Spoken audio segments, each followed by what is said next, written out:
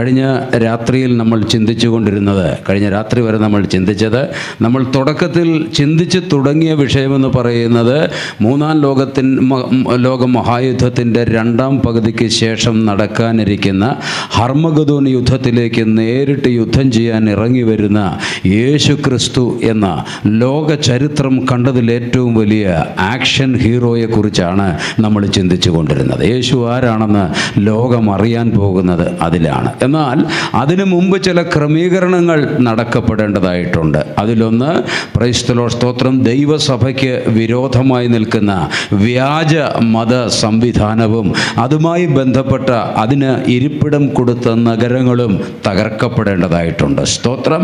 അത് തകർന്നതിന് ശേഷം നടക്കേണ്ട ചില കാര്യമുണ്ട്. നമുക്ക് ഹല്ലേലൂയ സ്തോത്രം 19-ാം അധ്യായത്തിൻ്റെ 5-ാം വാക്യവും 6-ാം വാക്യവും വായിക്കാം. വെളിപ്പാട് പുസ്തകത്തിൽ നിന്ന് വെളിപ്പാട് പുസ്തകം 19-ാം അധ്യായത്തിൻ്റെ 5-ാം വാക്യവും 6-ാം വാക്യവും വായിക്കാം. ദൈവത്തിന്റെ സകല ദാസന്മാരും ഭക്തന്മാരുമായി ചെറിയവരും വലിയവരുമായുള്ളവരെ അവനെ വാഴ്ത്തുവീൻ എന്ന് പറയുന്ന ഒരു ശബ്ദം സിംഹാസനത്തിൽ നിന്ന് പുറപ്പെട്ടു.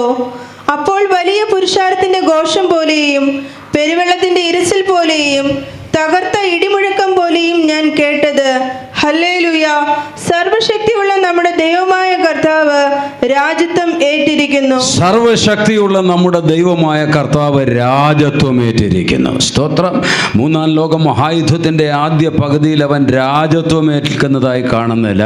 എന്നാൽ രണ്ടാം പകുതിയിലേക്ക് അവൻ വരുമ്പോൾ രാജത്വമേറ്റവനായിട്ടാണ് കാണുന്നത്. അതുകൊണ്ടാണ് അവൻ്റെ തലയിൽ 19-ാം അധ്യായത്തിൽ 11-ാം വാക്യം മുതൽ നമ്മൾ വായിക്കുന്നത്, അവൻ്റെ തലയിൽ അനേകം രാജമുടികളുണ്ട് എന്ന് നമ്മൾ വായിക്കുന്നത്. സ്തോത്രം.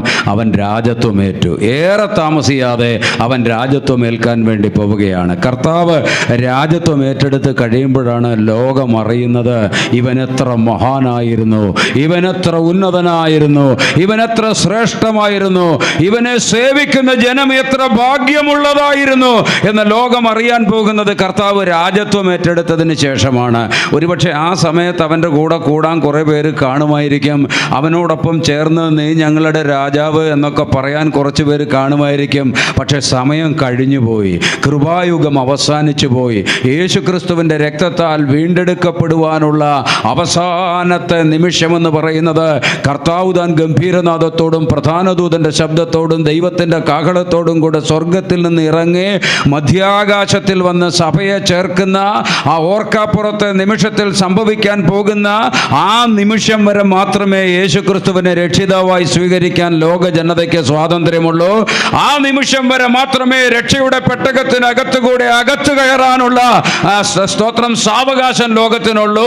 അത് കഴിഞ്ഞാൽ പിന്നെ അതിനുള്ള സാവകാശമില്ല. സ്തോത്രം. ഇന്ന് രാത്രിയിലും ദൈവത്തിൻ്റെ പരിശുദ്ധാത്മാവ് ദേശത്തോട് വാദിച്ചു കൊണ്ടിരിക്കുന്നുണ്ട്. ഇന്ന് രാത്രിയിലും സ്തോത്രം ദൈവജനത്തോട് ദൈവത്തിൻ്റെ ആത്മാവ് വാദിച്ചു കൊണ്ടിരിക്കുന്നുണ്ട്. ഇന്ന് രാത്രിയിലും ഇത് കേട്ടുകൊണ്ട് അങ്ങ് അകലെയായിരിക്കുന്ന പല ജീവിതങ്ങളോടും ദൈവത്തിൻ്റെ ആത്മാവ് വാദിച്ചു കൊണ്ടിരിക്കുന്നുണ്ട്. ദൈവം ആഗ്രഹിക്കുന്ന വിധത്തിൽ ഒരു സമർപ്പണത്തിലേക്ക് ഏൽപ്പിച്ചു കൊടുക്കുവാൻ, ദൈവം ആഗ്രഹിക്കുന്ന വിധത്തിൽ കർത്താവിനെ സ്വീകരിച്ചൊരു ആത്മീക ജീവിതത്തിന്റെ ശരിയായ നിലവാരത്തെ രൂപപ്പെടുത്തിയെടുക്കുവാൻ പരിശുദ്ധാത്മാവ് വാദിച്ചു കൊണ്ടിരിക്കുന്നുണ്ട്. വചനം ഇങ്ങനെയാണ് പറയുന്നത്, മനുഷ്യരിൽ എൻ്റെ ആത്മാവ് സദാകാലവും വാദിച്ചു കൊണ്ടിരിക്കുകയില്ലല്ലോ. അതുകൊണ്ട് ദൈവം വാദിച്ചു കൊണ്ടിരിക്കുന്ന ദിവസങ്ങളുടെ നിമിഷങ്ങളുടെ ഒടുവിലേക്കാണ് നമ്മൾ വന്നിരിക്കുന്നത്. അങ്ങനെ രാജാവായതിന് ശേഷം നടക്കാൻ പോകുന്ന കാര്യം എന്താണ്? ഒരു കാര്യം കൂടെ നടക്കാനുണ്ട്. അത് കഴിഞ്ഞ് ചില കാര്യങ്ങളും കൂടെ നടക്കാനുണ്ട്. ഈ സഭയെ അങ്ങോട്ട് എടുക്കുന്നതിന് മുമ്പ് സഭയിൽ കുറച്ച് കാര്യങ്ങൾ ദൈവത്തിന് ചെയ്തെടുക്കാനുണ്ട്. ഇതെല്ലാം വിശദമായി സംസാരിക്കേണ്ടതിന് കർത്താവിൻ്റെ വലിയ കൃപയിൽ ഞാൻ ശരണപ്പെടുകയാണ്. ഇവിടെ ആയിരിക്കുന്ന ദൈവത്തിൻ്റെ ജനവും പ്രൈസ് ദി ലോർഡ് പ്രാർത്ഥനയോടെ ആയിരിക്കണമേ എന്ന് ഞാൻ വളരെ വിനീതമായി അഭ്യർത്ഥിക്കുകയാണ്. 19-ാം അധ്യായം 7-ാം വാക്യം വായിക്കാം. സ്തോത്രം. വെളിപ്പാട് പുസ്തകം. നാം സന്തോഷിച്ചുല്ലസിച്ച് അവന് മഹത്വം കൊടുക്കുക. കുഞ്ഞാടിന്റെ കല്യാണം വന്നുവല്ലോ, അവന്റെ കാന്തയും തന്നെത്താൻ ഒരുക്കിയിരിക്കുന്നു. കുഞ്ഞാടിന്റെ കല്യാണം വന്നുവല്ലോ, അവന്റെ കാന്തയും തന്നെത്താൻ ഒരുക്കിയിരിക്കുന്നു. വായിക്കാം. അവൾക്ക് ശുദ്ധവും ശുഭ്രവുമായ വിശേഷ വസ്ത്രം ധരിപ്പാൻ കൃപ ലഭിച്ചിരിക്കുന്നു. സ്തോത്രം. ഹല്ലേലൂയ. ഞാൻ ഏറ്റുപറയേണ്ട കാര്യമില്ലല്ലോ, എല്ലാവർക്കും കേൾക്കാമല്ലോ വാക്യം വായിക്കുന്നത്. Price the Lord. അതുകൊണ്ടാണ് ഓരോ വാക്കായിട്ട് ഞാൻ ഏറ്റുപറയാത്തത്. സ്തോത്രം. നോക്കുക, കുഞ്ഞാടിൻ്റെ കല്യാണം വന്നിരിക്കുന്നുവല്ലോ. യേശുക്രിസ്തു സ്വർഗാരോഹണം ചെയ്തതിന് ശേഷമുള്ള ആദ്യത്തെ നിമിഷം മുതൽ ഇന്ന് വരെ ലോകം പ്രതീക്ഷിച്ചിരിക്കുന്നത്, ലോകമെന്ന് പറഞ്ഞാൽ ശരിക്ക് വീണ്ടെടുപ്പ് പ്രാപിച്ച ദൈവജനത്തെ മാത്രമാണ് ഞാൻ ഉദ്ദേശിക്കുന്നത്. അവർ പ്രതീക്ഷിച്ചിരിക്കുന്നത് ഏത് നിമിഷവും തനിക്കായി കാത്തു നിൽക്കുന്നവർക്ക് വേണ്ടി, പാപം കൂടാതെ പ്രത്യക്ഷനാകാൻ പോകുന്ന കർത്താവിന് വേണ്ടിയാണ്. അവർക്ക് വേണ്ടി മാത്രമാണ് സ്തോത്രം സ്വർഗത്തിലെ ദൈവത്തിൻ്റെ ആത്മാവ് ഈ വചനങ്ങളെ സംസാരിക്കേണ്ടതിന് ഒരു ദൈവദാസനെ ചുമതലപ്പെടുത്തുന്നത്. ആ കൂട്ടത്തിൽ ചേർന്നിട്ടില്ലാത്ത തിരഞ്ഞെടുക്കപ്പെട്ടവരായി ുള്ളവർ ആ കൂട്ടത്തിലേക്ക് വേഗം അണിചേർന്ന് നിന്ന് പ്രൈസ് ദി ലോർഡ് സ്തോത്രം അതിനൊരുക്കം പ്രാപിക്കുക എന്നുള്ളതാണ്. 45-ാം സങ്കീർത്തനത്തിലേക്ക് നമ്മൾ വരുമ്പോൾ അതിൻ്റെ പ്രൈസ് ദി ലോർഡ് 13-14 വാക്യങ്ങളിൽ നമ്മൾ വായിക്കുന്നു, അന്തഃപുരത്തിലെ രാജകുമാരി ശോഭാ പരിപൂർണയാകുന്നു. മണവാട്ടിയുടെ മറ്റൊരു ദൃശ്യമാണ് അവിടെ കാണുന്നത്. അന്തഃപുരത്തിലെ രാജകുമാരി ശോഭ പരിപൂർണയാകുന്നു. അവളുടെ വസ്ത്രം പൊൻകസവ് കൊണ്ടുള്ളത്. അവളെ ചിത്ര തയ്യലുള്ള വസ്ത്രം ധരിപ്പിച്ച് രാജസന്നിധിയിൽ കൊണ്ടുവരും. Price the lord. സ്തോത്രം പറഞ്ഞാട്ടെ. എനിക്ക് ഒരു കാര്യം എനിക്കറിയാം. പണ്ട് ഒരു 10-70 വർഷങ്ങൾക്ക് മുൻപ് കർത്താവിൻ്റെ വരവിനെക്കുറിച്ചൊക്കെ സംസാരിക്കുമ്പോൾ ദൈവജനം വളരെ ആവേശഭരിതരായിരുന്നു.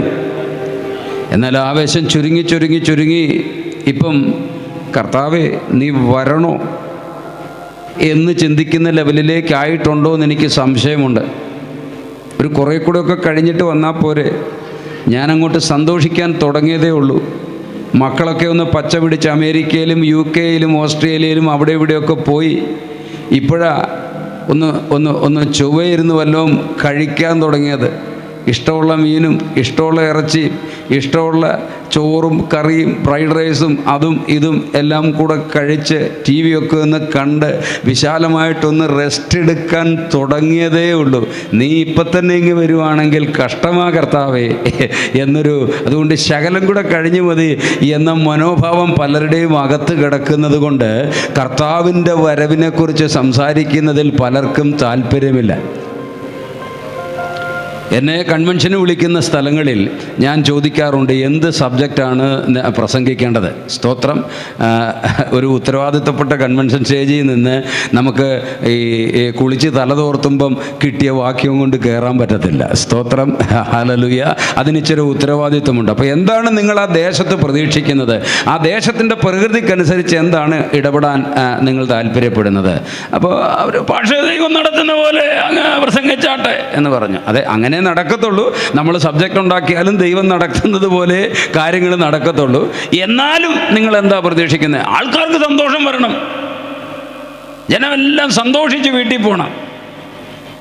ഞാൻ പറഞ്ഞു, ഞാനിപ്പോൾ പ്രസംഗിച്ചു കൊണ്ടിരിക്കുന്നത് കർത്താവിൻ്റെ വരവിനെ കുറിച്ചാണ്.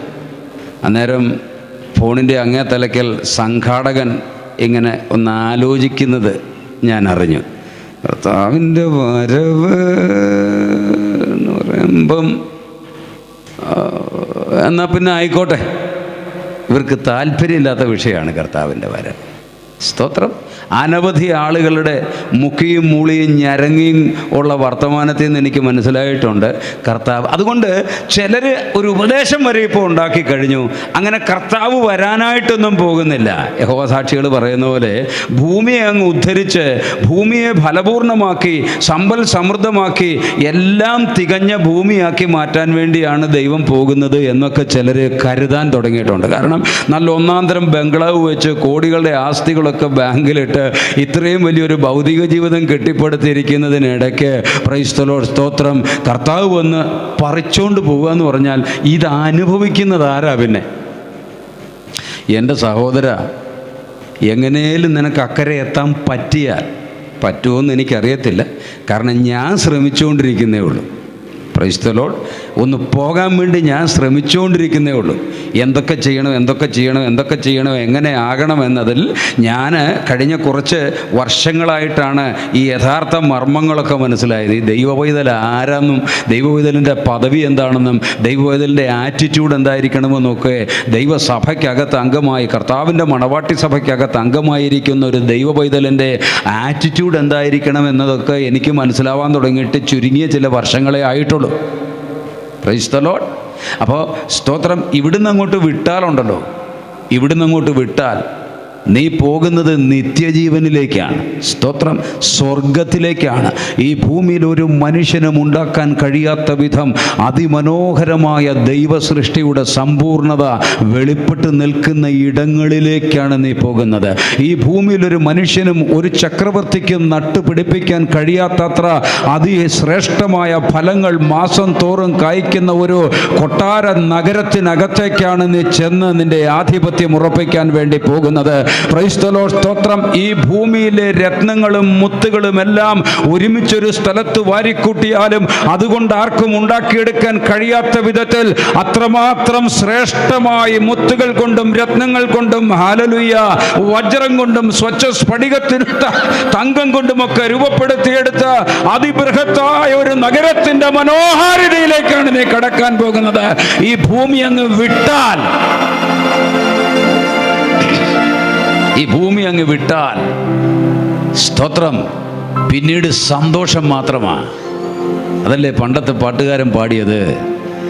പറന്നിടുമേ ഞാൻ മറന്നിടുമേ എൻ്റെ മണ്ണിലെ കഷ്ടങ്ങളഖിലവും ഒരു ദിനത്തിൽ. പറന്നിടുമേ ഞാൻ മറന്നിടുമേ എൻ്റെ മണ്ണിലെ കഷ്ടങ്ങളഖിലവും ഒരു ദിനത്തിൽ. കണ്ണുനീർ തുടച്ചിടുമേ പ്രിയൻ പ്രതിഫലം നൽകിടുമേ. കണ്ണുനീർ തുടച്ചിടുമേ പ്രിയൻ പ്രതിഫലം നൽകിടുമേ. ഞാൻ യുഗയുഗം വാണിടുമേ. ഉണരുക സഭയെ, ഉയർത്തുക ശിരസേ, മണവാളൻ വരവേറ്റമടുത്തു ഒരുങ്ങിടുക. ഉണരുക സഭയെ, ഉയർത്തുക ശിരസേ, മണവാളൻ വരവേറ്റമടുത്തു ഒരുങ്ങിടുക. രാത്രി കഴിവാറായി പകലേറ്റമടുത്തു, മാത്ര നേരത്തിനുള്ളിൽ കർത്തനും എഴുന്നള്ളാറായി. രാത്രി കഴിവാറായി പകലേറ്റമടുത്തു, മാത്ര നേരത്തിനുള്ളിൽ കർത്തനും എഴുന്നള്ളാറായി. ധീരരെ ഉറങ്ങുകയോ, സിയോൻ യാത്രയിൽ മയങ്ങുകയോ. ധീരരെ ഉറങ്ങുകയോ, സിയോൻ യാത്രയിൽ മയങ്ങുകയോ. നാം ധീരരായി ഗമിച്ചിടുവാൻ ഉണരുക സഭയെ, ഉയർത്തുക ശിരസേ, മണവാളൻ വരവേറ്റമടുത്തു പോയി ഒരുങ്ങിടുക. ഉണരുക സഭയെ, ഉയർത്തുക ശിരസേ, മണവാളൻ വരവേറ്റമടുത്തു പോയി ഒരുങ്ങിടുക. സ്തോത്രം, സ്തോത്രം. ആ പ്രത്യാശ, ആ പഴയ പ്രത്യാശയിലേക്ക് ദൈവജനത്തിന് വരാൻ കഴിയണം. എങ്കിൽ മാത്രമേ നിത്യതയുടെ ആ അനർഘങ്ങളായ പ്രതിഫലങ്ങളെ കാണുവാൻ, അതിൻ്റെ ശ്രേഷ്ഠ മനോഹര മാധുര്യങ്ങളെ ആത്മാവിൻ്റെ കണ്ണുകൊണ്ട് ദർശിക്കുവാൻ, അതിൽ അഭിരമിക്കുവാൻ, ലോകത്തെ വിട്ടുമാറുവാൻ. ഭൂമിയെ വിട്ട് മാറുന്നില്ലെങ്കിൽ, മനസ്സ് ഭൂമിയിൽ നിന്ന് മാറുന്നില്ലെങ്കിൽ അക്കരെ പോകത്തില്ല. സ്തോത്രം. അത് കർത്താവ് പറഞ്ഞ ഒരു പ്രയോഗമുണ്ട്. ആ പ്രയോഗത്തിനകത്തൊരു ബന്ധനം പോലെ എന്തോ ഉണ്ടോ എന്ന് എനിക്കൊരു ഡൗട്ടുണ്ട്. കർത്താവ് പറഞ്ഞു വെച്ച ചില കാര്യങ്ങളൊക്കെ നമ്മളൊന്ന് ശ്രദ്ധിക്കണം. കർത്താവ് പറഞ്ഞു, തൻ്റെ നിക്ഷേപം എവിടെ ഇരിക്കുന്നു അവിടെ അവൻ്റെ ഹൃദയം ഇരിക്കും. എന്തൊരു അപകടമാണ്! അവിടെ ഇരിക്കും. അത് മാറ്റാൻ പറ്റുകയില്ല. കാരണം പറഞ്ഞതാരാ? കർത്താവാ പറഞ്ഞേ. കർത്താവിനൊരു കാര്യം പറഞ്ഞു വെച്ചാൽ അത് നടന്നേ പറ്റൂ എന്ന് നിർബന്ധമുള്ളവനാ കർത്താവ്. ആ കർത്താവ് യിരെമ്യാവിനോട് പറയുന്നത്, നീ എന്ത് കാണുന്നു? ഞാൻ ജാഗ്രത് വൃക്ഷത്തിൻ്റെ, ബദാം വൃക്ഷത്തിൻ്റെ ഒരു കൊമ്പ് കാണുന്നു. അതെ, നീ കണ്ടത് ശരി തന്നെ.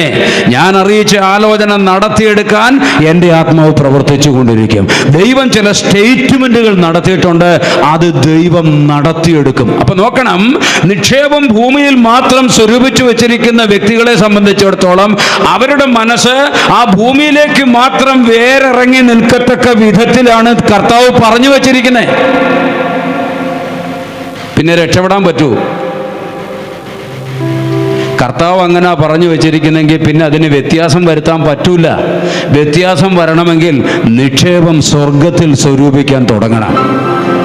നിക്ഷേപം സ്വർഗത്തിൽ സ്വരൂപിക്കുന്നത് എങ്ങനെയാണെന്ന് സക്കായിയോട് ചോദിച്ചാൽ പറഞ്ഞു തരും. അത് നമുക്കറിയാം. Price the Lord. അതൊക്കെ വായിക്കണം, ധ്യാനിക്കണം. നിക്ഷേപം സ്വർഗത്തിൽ സ്വരൂപിച്ച് തുടങ്ങണം. ഒരു മനുഷ്യൻ വയലിൽ ഒരു നിധി കണ്ടു, അത് ഒളിച്ചു വെച്ചു. ആ വയൽ വാങ്ങാൻ നിർണയിച്ചു. പോയി തനിക്കുള്ളതൊക്കെ വിറ്റ് ആ ഒരു വയൽ മാത്രം വാങ്ങി. ക്രിസ്തീയ ജീവിതത്തിൻ്റെ ദീർഘമായ ഓട്ടം ഓടിത്തീരുമ്പോൾ നമുക്ക് ഏറെക്കുറെ എല്ലാം നഷ്ടമായിരിക്കും ഭൗതികമായി. Price the Lord. നമ്മൾ ഒന്നിൻ്റെയും അവകാശികളല്ലാത്ത ഒരവസ്ഥയിലേക്ക് ഇവിടെ വന്നിരിക്കും. എന്നാൽ സ്തോത്രം, നിത്യമായതെല്ലാം നമ്മുടെ അവകാശം. Price the Lord. നിങ്ങളുടെ മനസ്സൊന്ന് ഉണർന്നു വരട്ടെ.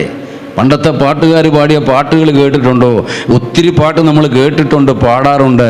Price the lord. അന്യൻ പരദേശി എന്ന് എൻ്റെ മേലെഴുത്ത്, എന്നാൽ സർവസ്വവും എൻ്റേതത്രേ.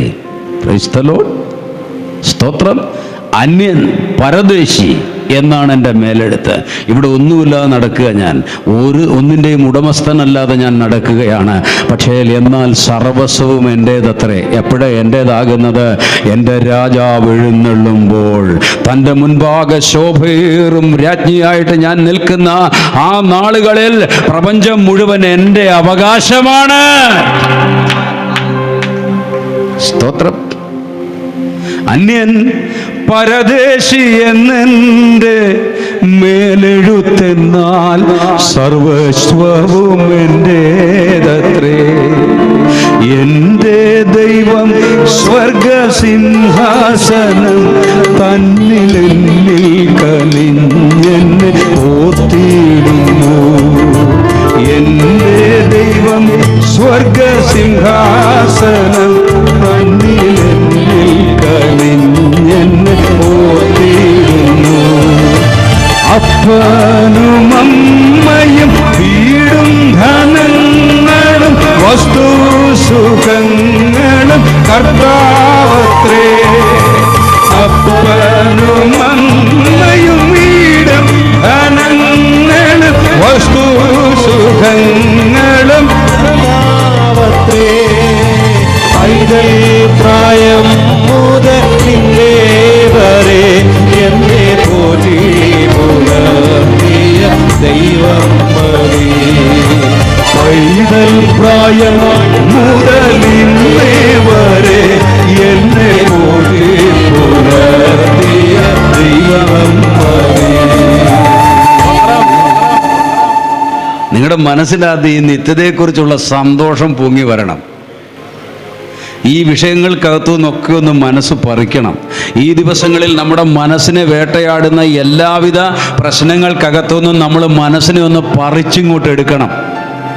എന്നിട്ട് ഇവിടെ സന്നിഹിതനായിരിക്കുന്ന കർത്താവിൻ്റെ സാന്നിധ്യം ആത്മദൃഷ്ടികൾക്കകത്തൊന്ന് കാണണം. എല്ലാം മറന്നു കളഞ്ഞ് ആ സാന്നിധ്യം അകത്ത് കണ്ടുകൊണ്ടിരിക്കുമ്പോൾ ഇടപെടുന്ന ദൈവത്തിന്റെ വചനത്താൽ നിന്റെ താണ് കിടക്കുന്ന പ്രാണൻ ഉദ്ധരിക്കപ്പെടുകയും നിന്റെ ആത്മാവ് ദൈവത്തിനായി ചിറകടിക്കാൻ തുടങ്ങുകയും ചെയ്യും. യേശു ക്രിസ്തുവിന്റെ അധികാരമുള്ള നാമത്തിൽ അതിന് തടസ്സമായി വ്യാപരിക്കുന്ന സകല യുദ്ധങ്ങളെയും ശാസിക്കുന്നു, ഭത്സിക്കുന്നു, വിട്ടുമാറിപ്പോകാൻ കൽപ്പിക്കുന്നു.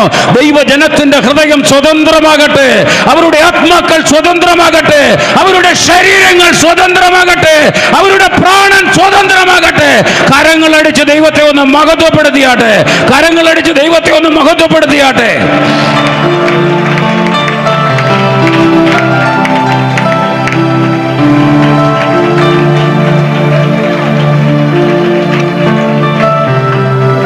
അപ്പൊ മണവാട്ടിയെ ചിത്രത്തയ്യലുള്ള വസ്ത്രം ധരിപ്പിച്ച് രാജസന്നിധിയിൽ കൊണ്ടുവരും. 45-ാം സങ്കീർത്തനത്തിൽ അങ്ങനെയാണല്ലോ എഴുതിയിരിക്കുന്നത്. അന്തഃപുരത്തിലെ രാജകുമാരി ശോഭാപരിപൂർണയാകുന്നു, അവളുടെ വസ്ത്രം പൊൻകസവ് കൊണ്ടുള്ളത്. എത്ര പൊൻകസവ് കൊണ്ടുള്ള വസ്ത്രം ധരിച്ച് നിൽക്കുന്നവളാണെങ്കിലും അവളെ രാജസന്നിധിയിൽ കൊണ്ടുവരുന്നത് ചിത്രത്തയ്യലുള്ള വസ്ത്രം ധരിപ്പിച്ചിട്ടാണ്. Price the Lord. അപ്പോൾ ചിത്രത്തയ്യലുള്ള വസ്ത്രം ധരിക്കുന്ന ഒരവസ്ഥയിലേക്കുള്ള ആത്മീക വളർച്ച സംജാതമാകുന്നില്ലെങ്കിൽ രാജസന്നിധിയിൽ വരിക എന്നത് പ്രയാസമായ കാര്യമാണ്. സ്തോത്രം. എന്താ ഈ ചിത്രത്തയ്യൽ? നമുക്ക് ഇപ്പം ഒരു മകൻ്റെയോ മോളുടെയോ പെങ്ങളുടെയോ ഒക്കെ കല്യാണം വന്നാൽ, സ്തോത്രം, നമുക്കൊരു ടെക്സ്റ്റൈലിൽ പോയിട്ട് നമുക്കിഷ്ടമുള്ള തരത്തിലുള്ള സാരികൾ, ധാരാളം കല്യാണ സാരികൾ ഇപ്പോൾ ഓൾറെഡി വരുന്നുണ്ട്. അതുകൂടാതെ ഡിസൈനർ സാരികൾ, അതുകൂടാതെ ബോട്ടിക്കുകളിൽ അവരോട് പറഞ്ഞാൽ അവർ സാരികൾ ചെയ്തു തരും. അപ്പോൾ ഒരു സാരി നമുക്ക് ഇന്ന് പോയിട്ട് ഇന്ന് തന്നെ കിട്ടും, അല്ലെങ്കിൽ നാളെ കിട്ടും. എന്നാൽ പണ്ട് അങ്ങനെ ആയിരുന്നില്ല. സാരി, വിവാഹ സാരി പ്രത്യേകം അതിനകത്ത് പൂക്കൾ തുന്നിയെടുക്കുന്ന ഒരു പരിപാടി പണ്ടുണ്ടായിരുന്നു. ഒരു പ്ലെയിൻ വെള്ളസാരി ആദ്യം മേടിക്കും, എന്നിട്ട് ഇത് നന്നായി ഇതിൽ ചിത്രത്തയ്യൽ ഉണ്ടാക്കാൻ അറിയാവുന്ന ഒരു ടൈലറുടെ അടുത്ത് കൊടുക്കും. ആ ടൈലറ് മെഷീനിൽ വെച്ചല്ല ഈ കല്യാണ സാരിക്ക് ചിത്രപ്പൂക്കൾ തുന്നിപ്പിടിപ്പിച്ച് വെക്കുന്നത്. അത് സൂചി കൊണ്ട് തയ്ച്ച് ആണ് എടുക്കുന്നത്. അങ്ങനെ ഈ കല്യാണ സാരി, പ്ലെയിൻ വെള്ളസാരി പണിത് കഴിയുമ്പം ചിലപ്പോൾ ഒരു മാസം വരെയൊക്കെ സമയമെടുക്കും. ഇച്ചിരി സമയമെടുക്കുന്ന കാര്യമാണ് അത്, കാശ് കൊടുക്കേണ്ടി വരും. ഒരു മാസം വരെയൊക്കെ ജോലി ചെയ്ത് അയാൾ ഒരു ചിത്രത്തയ്യലുള്ള സാരി തയ്യാറാക്കി കഴിയുമ്പോൾ അത് നിറയെ പൂക്കളായിരിക്കും. അത് നേരത്തെ കണ്ട പ്ലെയിൻ സാരി അല്ല. സ്തോത്രം. അത് നിറയെ മനോഹരമായ കരവിരുതാണ്, ആ ചിത്രങ്ങൾ കൊണ്ട് നിറഞ്ഞിരിക്കുകയാണ്. സ്തോത്രം. അതാണ് ചിത്രത്തയ്യലുള്ള സാരി എന്ന് പറയുന്നത്. ഇതിനകത്ത് ഞാൻ പറഞ്ഞു വരുന്നത്, ഈ സാരി വധുവിന് അണിയാനുള്ള സാരിയായി മാറാൻ, വെറും പ്ലെയിൻ വെള്ള സാരി വധുവിന് അണിയാനുള്ള സാരിയായി മാറുന്നതിന് വേണ്ടി 10,000 സൂചിക്കുത്തുകൾ ഒരു മാസം ചിലപ്പോൾ 2 മാസം അനുഭവിക്കേണ്ടി വരും. ആ 2 മാസം മുഴുവൻ ആ സാരിക്ക് ജീവനുണ്ടെങ്കിൽ അതിനോട് ചോദിച്ചാൽ പറയും അത് വേദനയുടെ മാത്രം കാലമാണ്.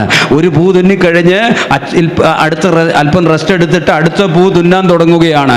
അല്പം പോലും ഗ്യാപ്പില്ലാതെ വിധം അതിൻ്റെ മേൽ സൂചിക്കുത്തിൻ്റെ വേദനകൾ വന്നുകൊണ്ടിരിക്കുകയാണ്. അതിതീക്ഷ്ണമായ അതിതീവ്രമായ വേദനകൾക്കകത്തുകൂടെ കടന്നുപോയിട്ടാണ് ഈ കല്യാണ സാരി ഒരുങ്ങുന്നതെങ്കിൽ ചിത്രത്തയ്യലുള്ള വസ്ത്രം ധരിച്ചുകൊണ്ട് പ്രപഞ്ചത്തിന്റെ രാജകുമാരന്റെ മണവാട്ടിയായി അന്തഃപുരത്തിൽ വരേണ്ടതിന്, രാജസന്നിധിയിൽ വരേണ്ടതിന് ഒരുക്കപ്പെടാനിരിക്കുന്ന ദൈവസഭ നിരവധി വേദനകൾക്ക് അകത്തുകൂടെ പോകേണ്ടതായിട്ടുണ്ട്. വേദനയ്ക്കകത്താണ് തെളിയിക്കപ്പെടുന്നത്. സ്നാനപ്പെട്ടു, പിന്നെ അങ്ങനെ അങ്ങ് പോയാൽ മതി എന്ന ഒരുപാട് പേരുടെ ധാരണ. സ്നാനപ്പെട്ടു, സഭ വന്നു, അവരവരുടെ കാര്യം നോക്കുന്നു, ഞായറാഴ്ച രാവിലെ വരുന്നു, 3 മണിക്കൂർ ഇരിക്കുന്നു, കൈപൊക്കുന്നു, ആമേൻ പറയുന്നു, കൈയടിക്കുന്നു, പാടുന്നു, ചിലർ അന്യഭാഷ പറയുന്നു, സ്വോത്രകാഴ്ചയിടുന്നു. ഇതൊക്കെ കഴിഞ്ഞിട്ട് വീട്ടിൽ പോകുന്നു, അവനവൻ്റെ കാര്യത്തിന് വേണ്ടി മാത്രം ജീവിക്കുന്നു.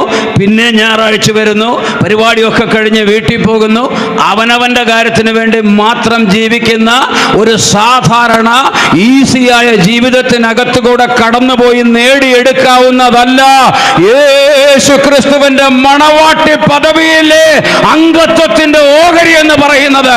അതിന് വളരെ വേദന സഹിക്കേണ്ടതായിട്ടുണ്ട്. ചെന്നെത്താൻ പോകുന്ന പദവി അത്ര വലുതാണ്. ചെന്നെത്താൻ പോകുന്ന പദവിയുടെ വലിപ്പം. ഒരു വീട്ടിൽ അടുക്കളക്കാരിയായ മരുമകളായിട്ടല്ല മണവാട്ടി ചെല്ലുന്നത്, അവൻ നിത്യനായ രാജാവിൻ്റെ മണവാട്ടിയായിട്ട് ചെല്ലുന്നത്. ഈ പ്രപഞ്ചം മുഴുവൻ അവളെ കണ്ട് ആദരിച്ചു നിൽക്കും. അനന്ത കോടി യുഗങ്ങളായി പ്രപഞ്ചത്തിന്റെ വിവിധ നക്ഷത്ര മണ്ഡലങ്ങളിൽ പ്രവർത്തിച്ചു കൊണ്ടിരിക്കുന്ന കോടാനുകോടി ശക്തന്മാരായ മഹാദൂതന്മാർ ഇങ്ങനെ കുനിഞ്ഞു നിൽക്കും ഇവളെ കാണുമ്പം. ആത്മീക ആശയങ്ങളെ വളരെ പ്രതീകാത്മകമായി ആവിഷ്കരിച്ചു വെച്ചിരിക്കുന്ന പുസ്തകമാണ് എസ്തേറിൻ്റെ പുസ്തകം എന്ന് പറയുന്നത്. എസ്തേറിൻ്റെ പുസ്തകം പേർഷ്യൻ പശ്ചാത്തലത്തിൽ തയ്യാറാക്കപ്പെട്ടതാണെങ്കിലും യേശുക്രിസ്തുവിൻ്റെ മണവാട്ടി എന്ന കൺസെപ്റ്റുമായി ബന്ധപ്പെട്ട്, വിവാഹം എന്ന കൺസെപ്റ്റുമായി ബന്ധപ്പെട്ട് പ്രതീകാത്മകമായ നിരവധി കാര്യങ്ങൾ അതിനകത്തുള്ളത് കൊണ്ടാണ് ആ പുസ്തകം സ്തോത്രം കാനോനികമായി അംഗീകരിക്കപ്പെട്ടിരിക്കുന്നത്. സ്തോത്രം.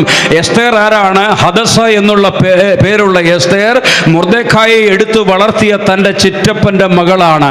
ആ ചിറ്റപ്പൻ്റെ മകളായിരിക്കുന്ന ഈ ഹദസ, അവൾ സ്തോത്രം വൈക്കോൽ മണമുള്ള കുടിലിനകത്ത് കിടക്കുന്ന അടിമപ്പെണ്ണായ ഹദസ ക്രൈസ്തവരോട് ഏറ്റവും താഴേക്കിടയിലുള്ള ജീവിതം മാത്രം സ്തോത്രം നയിച്ചുകൊണ്ട് ആരും നല്ലതെന്ന് കാണാൻ പറ്റാത്ത, ആരും മാനിക്കാത്ത, ആരുടെയും അഭിനന്ദനം ലഭിക്കാത്ത ഏറ്റവും താഴേക്കിടയിലൊരു ജീവിതത്തിലൂടെ കടന്നുപോയൊരു പെൺകുട്ടി ചില ദിവസങ്ങൾക്ക് ശേഷം അതാ ഓർക്കപ്പുറത്ത് സ്തോത്രം 127 സംസ്ഥാനങ്ങളുടെ ഭരണം വഹിക്കുന്ന ലോകത്തിലെ ഏറ്റവും വിപുലമായ സാമ്രാജ്യത്തിന്റെ ഉടമസ്ഥനായ അഹശ്വേരോശിന്റെ രാജ്യത്തിന്റെ രാജ്ഞിയായി മാറിയിരിക്കുകയാണ്. അതിനേക്കാൾ വലിയ മാറ്റമാണ് ഇവിടെ ദൈവജനത്തിന് വരാൻ പോകുന്നത്.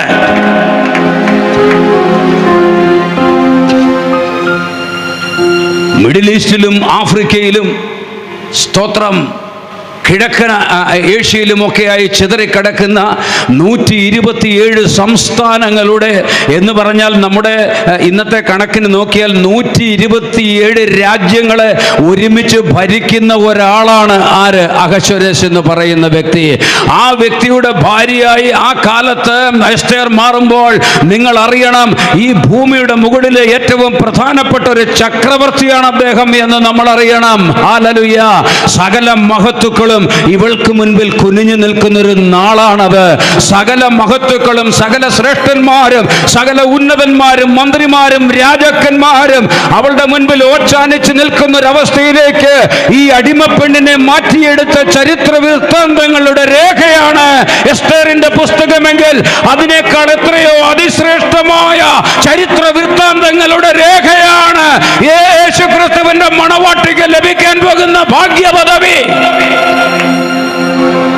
127 സംസ്ഥാനങ്ങളുടെ ചക്രവർത്തി അല്ലവൻ, ഈ ഭൂമിയുടെ ചക്രവർത്തി അല്ലവൻ, ഈ സൗരയൂഥത്തിന്റെ ചക്രവർത്തി അല്ലവൻ. അവൻ രാജത്വം ഏറ്റു കഴിയുമ്പോൾ ഈ പ്രപഞ്ചത്തിന്റെ മുഴുവൻ അനിഷേധ്യനായ ചക്രവർത്തിയായി മാറുകയാണ് അവൻ. അവൻ 2000 വർഷങ്ങൾക്ക് മുൻപ് ആ പദവികളൊക്കെ മാറ്റിവെച്ചിട്ട് താണലോകത്തിലേക്ക് ഇറങ്ങി വന്നു. എന്തിന്? എന്നെയും നിന്നെയും പ്രണയിച്ചത് കൊണ്ട് അവൻ ഒഴിവാക്കിയിട്ട് വന്നു. പിതാവിന്റെ മടിയിലെ മനോഹരമായ പദവി സ്ഥാനം, സകല സൃഷ്ടികളും സകല പ്രപഞ്ചവും സകലതും അവനെ ആരാധിക്കുമ്പോൾ, പിതാവിനെ ആരാധിക്കുമ്പം ആ ആരാധന അവനും കൂടെ ലഭിച്ചുകൊണ്ടിരിക്കുകയായിരുന്നു. ഹല്ലേലൂയ. സ്തോത്രം, സ്തോത്രം, സ്തോത്രം, സ്തോത്രം. പിതാവിനോടുള്ള സമത്വത്തിന്റെ പദവി ഉള്ളവനായിരുന്നവൻ. ഇതൊക്കെയായിരുന്നു അങ്ങനെ. സകലതും അവൻ മുഖാന്തരം സൃഷ്ടിക്കപ്പെട്ടു, സകലതും അവൻ മുഖാന്തരം നിർമ്മിക്കപ്പെട്ടു എന്ന് മാത്രമല്ല, സകലതും അവനായിട്ടും കൂടെ സൃഷ്ടിക്കപ്പെട്ടു എന്നെഴുതി വെക്കത്തക്ക വിധത്തിൽ ഏറ്റവും ശ്രേഷ്ഠമായ പദവിയിലിരുന്നവൻ. ഒരു ദിവസം സ്വർഗത്തിൽ ഒരു ശബ്ദമുണ്ടായി. പ്രതീകാത്മകമായിട്ടാണ് ഞാനത് പറയുന്നത്. ഞാൻ ആരെ അയക്കേണ്ടു? ആർ നമുക്ക് വേണ്ടി പോകും? സ്വർഗം നിശബ്ദമായി പോയി. ആ ചോദ്യത്തിന് മറുപടി പറയാൻ ആരുമില്ല. എങ്ങോട്ടാ പോകേണ്ടത്? പാപത്തിന്റെ വിഷമുള്ളു കൊണ്ട് കുത്തി മരണത്തിന്റെയും ശാപത്തിന്റെയും ബന്ധനം അകത്ത് കയറ്റി പല ദുശ്ശീലങ്ങളുടെ കാരിരുമ്പ് ചങ്ങല കൊണ്ട് ബന്ധിച്ച് നരകത്തിലേക്ക് വലിച്ചു കൊണ്ടുപോവുകയാണ്. അല്ലെങ്കിൽ കൊലത്തളത്തിലേക്ക് മനുഷ്യനെ വലിച്ചു കൊണ്ടുപോകുന്ന ചിത്രമാണ് പിതാവ് കാണുന്നത്. അവന് സന്തോഷിക്കാൻ പറ്റില്ല, അവന് ആഹ്ലാദിക്കാൻ പറ്റില്ല. അവൻ നൊമ്പരമുള്ള ഹൃദയത്തോടുകൂടെ സ്വർഗമെന്ന മഹാമണ്ഡലത്തിൻ്റെ അതിതേജസ്സുകളുടെ മഹത്വമൊക്കെ അനുഭവിക്കുമ്പോഴും പിതാവിൻ്റെ ഹൃദയം വേദനിക്കുകയാണ്. ദേശം മുഴുവൻ പരന്നു കിടക്കുന്ന അതിബൃഹത്തായ സമ്പത്തിന്റെ ഉടമസ്ഥനായിരുന്ന അബ്രഹാം ഒരു ദുഃഖം മനസ്സിലുണ്ടായിരുന്നു. അത് മറ്റൊന്നുമല്ല, അവന്റെ പ്രാണന് തുല്യമായിരുന്ന, അവന്റെ പ്രാണനായിരുന്ന സ്തോത്രം സാറാ മരിച്ചുപോയി. അതൊരു ദുഃഖമായി, നീറിപ്പുകയുന്നൊരു ദുഃഖമായി, വേദനയായി അബ്രഹാമിന്റെ ഹൃദയത്തെ ദിനംതോറും കുത്തി പറിച്ചുകൊണ്ടിരിക്കുമ്പോൾ അതാ ഒരു ദിവസം തൻ്റെ മകൻ ഒരു വധുവിനെയും കൊണ്ടുവന്ന് സാറാ മരിച്ച കൂടാരത്തിലേക്ക് കയറുമ്പോൾ അന്ന് സാറാ മരിച്ച ദുഃഖം തീർന്നു എന്ന് എഴുതിയിരിക്കുന്നു. മനുഷ്യവംശത്തെ ഓർത്ത് പിതാവ് പേറിക്കൊണ്ടിരുന്ന ദുഃഖമായിരുന്നത്. ആ ദുഃഖത്തിന് കർത്താവ് പരിഹാരം വരുത്തി. ഇനി അവശേഷിക്കുന്ന ദുഃഖം 2000 വർഷങ്ങൾക്ക് മുൻപ് തൻ്റെ പുത്രൻ ഏകജാതൻ കാൽവരിയിൽ കശാപ്പ് ചെയ്യപ്പെട്ട് അതിതീവ്ര വേദനയോടെ നിലവിളിച്ച് മണ്ണിലേക്ക് ഒഴുക്കിയ രക്തമുണ്ട്. ആ രക്തത്തിന്റെ വിലയായിരിക്കുന്നവർ, ആ രക്തത്തിന്റെ ഓഹരിക്കാരായിരിക്കുന്നവർ, ആ രക്തത്താൽ വീണ്ടെടുപ്പ് പ്രാപിച്ച പരിശുദ്ധാത്മാവിന്റെ നിറവിൽ ദൈവത്തിന് പ്രസാദമുള്ള ജീവിതം നയിക്കുന്ന ദൈവത്തിന്റെ ജനം ഇവിടെ നിന്ന് പറന്നുപോയി സ്വർഗത്തിലെ ഒഴിഞ്ഞ കൂടാരങ്ങളെ നിറയ്ക്കേണ്ടതുണ്ട്. അത് പ്രതീക്ഷിച്ച ഇപ്പൊ കർത്താവ് ഇരിക്കുന്നേ. എന്നാൽ അന്ന് വലിയൊരു വാളിന് കീഴിലേക്ക് മനുഷ്യവർഗത്തെ, നിത്യമരണത്തിന്റെ വാളിന് കീഴിലേക്ക് മനുഷ്യവർഗത്തെ കെട്ടി വലിച്ചുകൊണ്ടു പോകുന്ന സാത്താനെ കണ്ടിട്ട് പിതാവ് ചോദിച്ചു, ആരെ അയക്കേണ്ടു? ആർ നമുക്ക് വേണ്ടി പോകും? ദൂതന്മാർ പല സൈസുണ്ട്, വമ്പൻ ശക്തന്മാരുണ്ട്. ഒരു രാത്രിയിൽ ഒരൊറ്റ ദൂതൻ ഈജിപ്റ്റ് എന്ന മഹാസാമ്രാജ്യത്തിനകത്തോട്ട് ഒരൊറ്റ ചാരന്മാരുടെ ഒറ്റ പോലീസുകാരൻ്റെ കണ്ണിൽ പെടാതെ വന്നിറങ്ങി ആ രാജ്യത്തുള്ള സകല മനുഷ്യരുടെയും, ആ രാജ്യത്തുള്ള സകല ഈജിപ്ഷ്യൻസിൻ്റെയും ആദ്യജാതനെ കൊന്നുമുടിച്ച് കൊട്ടാരത്തിൻ്റെ കനത്ത കാവലുള്ള കൊട്ടാരത്തിൻ്റെ അന്തഃപുരത്തിനകത്ത് കയറി അവിടുത്തെ ആദ്യജാതനെയും കൊന്നുമുടിച്ചിട്ട് നേരം വെളുക്കുന്നതിന് മുൻപ് അപ്രത്യക്ഷനായി പോയ ദൂതന്മാരെ പോലെ അതിശക്തിയേറിയ ദൂതന്മാരെ വലിയ പടയുണ്ട് ദൈവത്തിന്റെ കയ്യിൽ. ആരെ ഞാൻ അയക്കേണ്ടു? ആർ നമുക്ക് വേണ്ടി പോകും എന്നുള്ള ദൈവത്തിന്റെ ചോദ്യത്തിന് മറുപടി കൊടുക്കാൻ അവർക്കാവില്ല. അശൂർ പാളയത്തിൽ 2 ലക്ഷത്തോളം ആളുകളെ ഒറ്റ രാത്രി കൊന്നുകളഞ്ഞ സൈസിലുള്ള സ്പെഷ്യൽ കമാൻഡോകളുണ്ട്.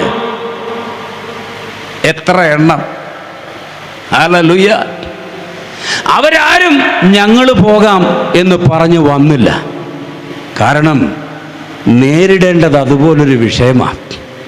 സാത്താനെ പരാജയപ്പെടുത്തണം, ലൂസിഫറിനെ പരാജയപ്പെടുത്തണം. ലൂസിഫർ ശ്രേഷ്ഠ ദൂതനായിരുന്നത് കൊണ്ടും ഇവരുടെ എല്ലാം സ്തോത്രം തലവനായിരുന്നത് കൊണ്ടും മൂത്തവനായിരുന്നത് കൊണ്ടും അവനോട് അത്ര എളുപ്പമല്ല നേരിടാൻ. അതാണ് മോശയുടെ ശരീരത്തെക്കുറിച്ച് തർക്കിച്ചു വാദിക്കുമ്പോൾ കർത്താവ് നിന്നെ ഫൽസിക്കട്ടെ എന്നാണ് ലൂസിഫറിനോട് ആര് പറഞ്ഞത്? മിഖായേൽ പറഞ്ഞത്. സ്തോത്രം. അല്ലാതെ ഞാൻ നിന്നെ വെട്ടുന്നു കുത്തുന്നു ഒന്നും പറയാനുള്ള റൈറ്റ് ഇല്ല. സ്തോത്രം. ഈ റൈറ്റൊക്കെ ഇനി വരും. കാരണം യേശുക്രിസ്തുവിൻ്റെ കാൽവരിയാഗം കഴിഞ്ഞതോടുകൂടെ സാത്താൻ്റെ പദവികൾക്ക് ഒരുപാട് വ്യത്യാസം വന്നു. അതുവരെയുള്ള അവൻ്റെ റൈറ്റ് എല്ലാം തകർന്നു പോയി. അതുവരെയുള്ളവൻ്റെ സ്തോത്രം യഹൂദന്മാർ അവനെക്കുറിച്ച് കരുതിയിരിക്കുന്നത് എന്താ? എക്സിക്യൂട്ടിംഗ് ഏഞ്ചലായിട്ടാണ് അവനെ കരുതിയിരുന്നത്. Price the Lord. അവൻ്റെ കയ്യിലേക്കാണ് എക്സിക്യൂഷൻ്റെ ഉത്തരവാദിത്വം ദൈവം കൊടുക്കുന്നത് എന്നാണ് വിശ്വസിച്ചത്. എന്നാൽ യേശുക്രിസ്തുവിൻ്റെ കാൽവരിയാഗം കഴിഞ്ഞതോടുകൂടെ ഈ സീനിലൊന്നും സാത്താൻ ഒരു അവകാശവുമില്ലാത്ത വിധത്തിലേക്ക് പൂർണ്ണമായി മാറ്റപ്പെട്ടു പോയി. Price the lord. സ്തോത്രം. അപ്പോൾ ഹല്ലേലൂയ. ചെന്നിട്ട് ഇവനെ തോൽപ്പിക്കണം, അത് സാധ്യമല്ല. അതുകൊണ്ടാണ് ഇവർ മിണ്ടാതെ നിൽക്കുന്നത്. ആ യുദ്ധത്തിൽ ഏർപ്പെടാൻ സാധ്യമല്ല. തന്നെയല്ല, പാപത്തിൻ്റെ ശമ്പളം മരണമെത്ര എന്നുള്ള ദൈവത്തിൻ്റെ വിധിയാണ് മനുഷ്യൻ ചുമക്കുന്നത്. അത് റദ്ദാക്കാൻ സാധ്യമല്ല, റിവോക്ക് ചെയ്യാൻ സാധ്യമല്ലാത്ത പ്രൈസ് ദി ലോർഡ് ഒരു വിധിയാണത്. ആ വിധി നടപ്പിലാവുക തന്നെ വേണം. അപ്പൊ താഴോട്ടിറങ്ങി ഇറങ്ങിച്ചെല്ലുന്നവന് ആ വിധി ഏറ്റെടുക്കാൻ കഴിവുണ്ടാകണം. ഏറ്റെടുത്ത് മരിക്കണം. മരിച്ചിട്ട് തിരിച്ചു വരിക എന്ന് പറയുന്ന നടക്കുന്ന പരിപാടിയല്ല. ഹല്ലേലൂയ. ആ വിധിയിൽ തീർന്നു പോണം, എന്നിട്ട് പൊങ്ങി വരണം. അത് ദൈവത്തിന് മാത്രമേ കഴിയൂ. താൻ വിധിച്ച വിധിയുടെ പ്രത്യാഘാതങ്ങൾ ഏറ്റെടുക്കുവാൻ, താൻ വിധിച്ച വിധിയുടെ സ്തോത്രം ശിക്ഷ ഏറ്റെടുക്കുവാൻ ദൈവത്തിന് മാത്രമേ കഴിയൂ. അതാണ് സ്വർഗത്തിൽ നിന്ന് വെളിപ്പെടുന്ന ആദ്യത്തെ നീതി. റോമാലേഖനത്തിൻ്റെ 1-ാം അധ്യായം 18 മുതൽ വായിക്കുമ്പോൾ സ്വർഗത്തിൽ നിന്ന് വെളിപ്പെടുന്ന ദൈവത്തിൻ്റെ നീതിയെക്കുറിച്ച് അവിടെ പറഞ്ഞിട്ടുണ്ട്. അതെന്താണെന്നറിയാമോ? Praise the lord. ദൈവത്തോട് മനുഷ്യർക്കൊരു ഒന്നൊന്നര ചോദ്യമുണ്ട്. ആ ചോദ്യം എന്താണെന്നറിയാമോ? നീ മനുഷ്യനെ ഉണ്ടാക്കി ഭൂമിയിൽ വച്ചതുകൊണ്ടാണല്ലോ, അവിടെ ആ തിന്നാൻ പാടില്ലാത്ത പഴം നട്ടു പിടിപ്പിച്ചത് കൊണ്ടാണല്ലോ മനുഷ്യൻ പാപം ചെയ്തത്. അങ്ങനെയാണല്ലോ മനുഷ്യൻ പാപത്തിൻ്റെ ശമ്പളമായ നിത്യമരണത്തിന് അവകാശിയായി മാറേണ്ടി വന്നത് എന്നൊരു ന്യായമായ ചോദ്യം എല്ലാവരും ദൈവത്തോട് ചോദിക്കാറുണ്ട്. ആ ചോദ്യത്തിൻ്റെ മറുപടിയാ ദൈവം വെളിപ്പെടുത്തിയ തൻ്റെ ഏകജാതനായ പുത്രന്റെ കാൽവരി മരണം. അതെ, ഞാനൊരു വൃക്ഷമുണ്ടാക്കി വെച്ചുവെങ്കിൽ, ഞാൻ കൽപ്പന കൊടുത്തുവെങ്കിൽ, ഞാൻ മരണം നിശ്ചയിച്ചുവെങ്കിൽ ആ മരണം ഞാൻ തന്നെ ഏറ്റെടുക്കുകയാണ്. അതാണ് ദൈവത്തിന്റെ നീതി എന്ന് പറയുന്നത്. നീ ഇനി എന്നെ ഏറ്റെടുത്താൽ മതി, എനിക്ക് വേണ്ടി ജീവിച്ചാൽ മതി, എൻ്റെ മകനായാൽ മതി, മകളായാൽ മതി. അതാണ് മനുഷ്യന്റെ നീതി. രണ്ട് നീതിയാ. ദൈവത്തിന്റെ നീതി ക്രിസ്തുവാ. അവനിൽ ശുദ്ധീകരിക്കപ്പെട്ട്, അവനിൽ ഒരുക്കപ്പെട്ട്, അവനിൽ സമർപ്പിക്കപ്പെട്ട്, അവൻ്റെ മറവിൽ കറക്റ്റായി ഒതുങ്ങി നിന്ന് ദൈവം പിതാവ് നോക്കുമ്പോൾ ക്രിസ്തുവിനെ കാണാവൂ. നമ്മളെ കാണുന്നില്ല, കാണരുത്. നമ്മുടേതായിട്ട് കാണിക്കാൻ അവിടെ ഒന്നുമില്ല. ക്രിസ്തുവിൽ മറഞ്ഞിരിക്കുക. അത്യുന്നതന്റെ മറവിൽ വസിക്കുന്നവൻ സർവശക്തന്റെ നിഴലിൻ കീഴിൽ പാർക്കും. അങ്ങനെ ഇംഗ്ലീഷിൽ ആ വാക്യം എഴുതിയിരിക്കുന്നത്. അല്ല, നമുക്ക് പിതാവിൻ്റെ മുമ്പിലോട്ട് നമ്മളെ കാണിക്കാവുന്ന യാതൊന്നുമില്ല. പുത്രൻ്റെ പുറകെ വന്ന് നമ്മളിങ്ങനെ നിൽക്കുക. ഹല്ലേലൂയ. അത് ഈ മർമ്മം അറിയാത്തവർ നിത്യജീവനെ പോകില്ല. ഞാൻ ആരാണ്ടോ ആണ്, ഞാൻ എന്താണ്ടോ ആണ്, ഞാൻ ആരാണ്ടിൻ്റെ എന്താണ്ടിൻ്റെയോ എന്തോ ആണ് എന്നൊക്കെ വിചാരിച്ചൊക്കെ തലക്കനവും അഹങ്കാരവും നെകളവും കയറിപ്പോയ ഓരോറ്റയാൾ പോലും നിത്യജീവനിൽ കിടക്കുകയില്ല. ഞാൻ അയോഗ്യനാണ്, എനിക്ക് പിതാവിൻ്റെ മുൻപിൽ വരുവാൻ യാതൊരു യോഗ്യതയുമില്ല, എൻ്റെ സ്വാഭാവിക വ്യക്തിത്വം അതിനെ കൊള്ളുകയില്ല. എന്നാൽ സ്തോത്രം, ഇതാ പുത്രനായ ദൈവമേ, ഞാൻ നിന്നെ അഭയം പ്രാപിക്കുന്നു, എന്നെ മറച്ചുകൊള്ളണമേ. അല്ല, സ്വന്തം ബലം, സ്വന്തം മിടുക്ക്, സ്വന്തം യോഗ്യത, സ്നാനപ്പെട്ടു എന്ന യോഗ്യത, ഇതൊന്നും യോഗ്യതയൊന്നുമല്ല. അവൻ്റെ പുറകിൽ ഒതുങ്ങി നിൽക്കാൻ കഴിയുന്നുവെങ്കിൽ അവനവനെ തന്നെ വെളിപ്പെടുത്തുക എന്ന ലക്ഷ്യം മാറ്റിവെച്ചുകൊണ്ട് കർത്താവിൻ്റെ പുറകിൽ ഒതുങ്ങി കർത്താവിൻ്റെ ഹിതത്തിനനുസരിച്ച് ഏൽപ്പിച്ചു കൊടുത്ത് ജീവിക്കാൻ മനസ്സുണ്ടെങ്കിൽ മാത്രം അക്കരെ ചെല്ലും. അപ്പോ സ്വർഗത്തിൽ നിശബ്ദത, ആരും ഒന്നും മിണ്ടുന്നില്ല. കാരണം ഈ മരണം ഏറ്റെടുക്കാൻ ആർക്കും സാധ്യമല്ല. സ്തോത്രം. ഉടനെ പിതാവിൻ്റെ മടിയിൽ പ്രമോദിച്ചു കൊണ്ടിരുന്ന പുത്രൻ, അത് പ്രതീകാത്മകമായിട്ടാണ് ഞാനത് പറയുന്നത്. ശരിക്കും ദൈവം ഏകനാണ്. നമുക്ക് മനസ്സിലാകാൻ വേണ്ടിയുള്ള വൈകാരിക ഭാഷകളിലുള്ള ആവിഷ്കാരപരതകൾ കൂടെ അതിൽ നമ്മൾ കാണണം. ഇത് പ്രതീകാത്മകമാണ് പറയുന്നത്. നമ്മുടെ വികാരങ്ങൾക്ക് മനസ്സിലാകുന്ന വിധത്തിൽ നമ്മുടെ ബന്ധങ്ങൾക്കനുസരിച്ച് നാം രൂപപ്പെടുത്തിയിട്ടുള്ള സാംസ്കാരിക ക്രൈറ്റീരിയയ്ക്ക്, പ്രൈസ് ദി ലോർഡ്, സ്തോത്രം, റിസൾട്ടന്റിന്, സംസ്കാരമുദ്രയ്ക്ക് പറ്റുന്ന വിധത്തിലാണ് അത് ആവിഷ്കരിക്കപ്പെട്ടിരിക്കുന്നത്.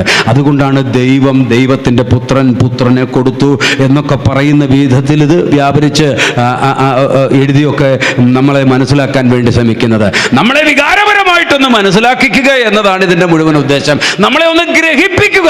നമുക്ക് വികാരപരമാണെല്ലാം. അപ്പൻ, അമ്മ, സഹോദരങ്ങൾ, ഭാര്യ, ഭർത്താവ്, മക്കൾ, ഈ ബന്ധങ്ങളെല്ലാം വൈകാരികമാണ്. വൈകാരികതയുടെ നൂലുകൾ പൊട്ടിപ്പോയി കഴിഞ്ഞാൽ ഇവരെല്ലാവരും നമുക്ക് അന്യരാണ്. വൈകാരികമായി ഇവരെ നമ്മൾ ചേർത്ത് പിടിക്കുന്നു. കടപ്പാടുകളുടെ അല്ലെങ്കിൽ നമ്മൾ അവർക്കായി നമുക്കായി ചെയ്ത കാര്യങ്ങളുടെ, അല്ലെങ്കിൽ നമ്മൾ അവർക്ക് വേണ്ടി, അവർ നമുക്ക് വേണ്ടിയോ ചെയ്ത കാര്യങ്ങളുടെയൊക്കെ ആ കണക്കുകൾ വെച്ചുകൊണ്ട് ഈ ബന്ധങ്ങളെ ചേർത്ത് പിടിക്കുന്നത്, അത് ആ നിലയിലുള്ള മനുഷ്യജീവികളായ നമുക്ക് മനസ്സിലാകത്തക്ക വിധത്തിലാണ് ദൈവം പുത്രനായിട്ടും പരിശുദ്ധാത്മാവുമായിട്ടൊക്കെ നമുക്ക് വേണ്ടി പ്രവർത്തിക്കുന്നത്. അത് നമ്മൾ അങ്ങനെ ഗ്രഹിക്കണം. അപ്പൊ മകൻ പറയുകയാണ്, പുത്രൻ പറയുകയാണ്, ഞാൻ പോകാം, എന്നെ അയക്കണമേ. ക്രൈസ്തലോ, ഇതെങ്ങനെ നീ നിവർത്തിക്കും മകനെ? അവൻ പറയുകയാണ്, ഞാൻ ചെല്ലും. സാത്താൻ കെട്ടിപിടിച്ച് വാളിന് കീഴിലേക്ക് കൊണ്ടുപോകുന്ന മനുഷ്യന്റെ കെട്ടഴിച്ച് വിട്ടിട്ട് എൻ്റെ തല ആ വാളിന് കീഴിലേക്ക് ഞാൻ വെച്ചു കൊടുക്കും. ക്രൈസ്തലോ, കാരണം ഞാൻ അത്രമാത്രം ആ ബന്ധിക്കപ്പെട്ട മനുഷ്യനെ സ്നേഹിക്കുന്നു. മരണത്തിലേക്ക് പോയിക്കൊണ്ടിരിക്കുന്ന മനുഷ്യനെ ഞാൻ എൻ്റെ പ്രാണനേക്കാൾ സ്നേഹിക്കുന്നു.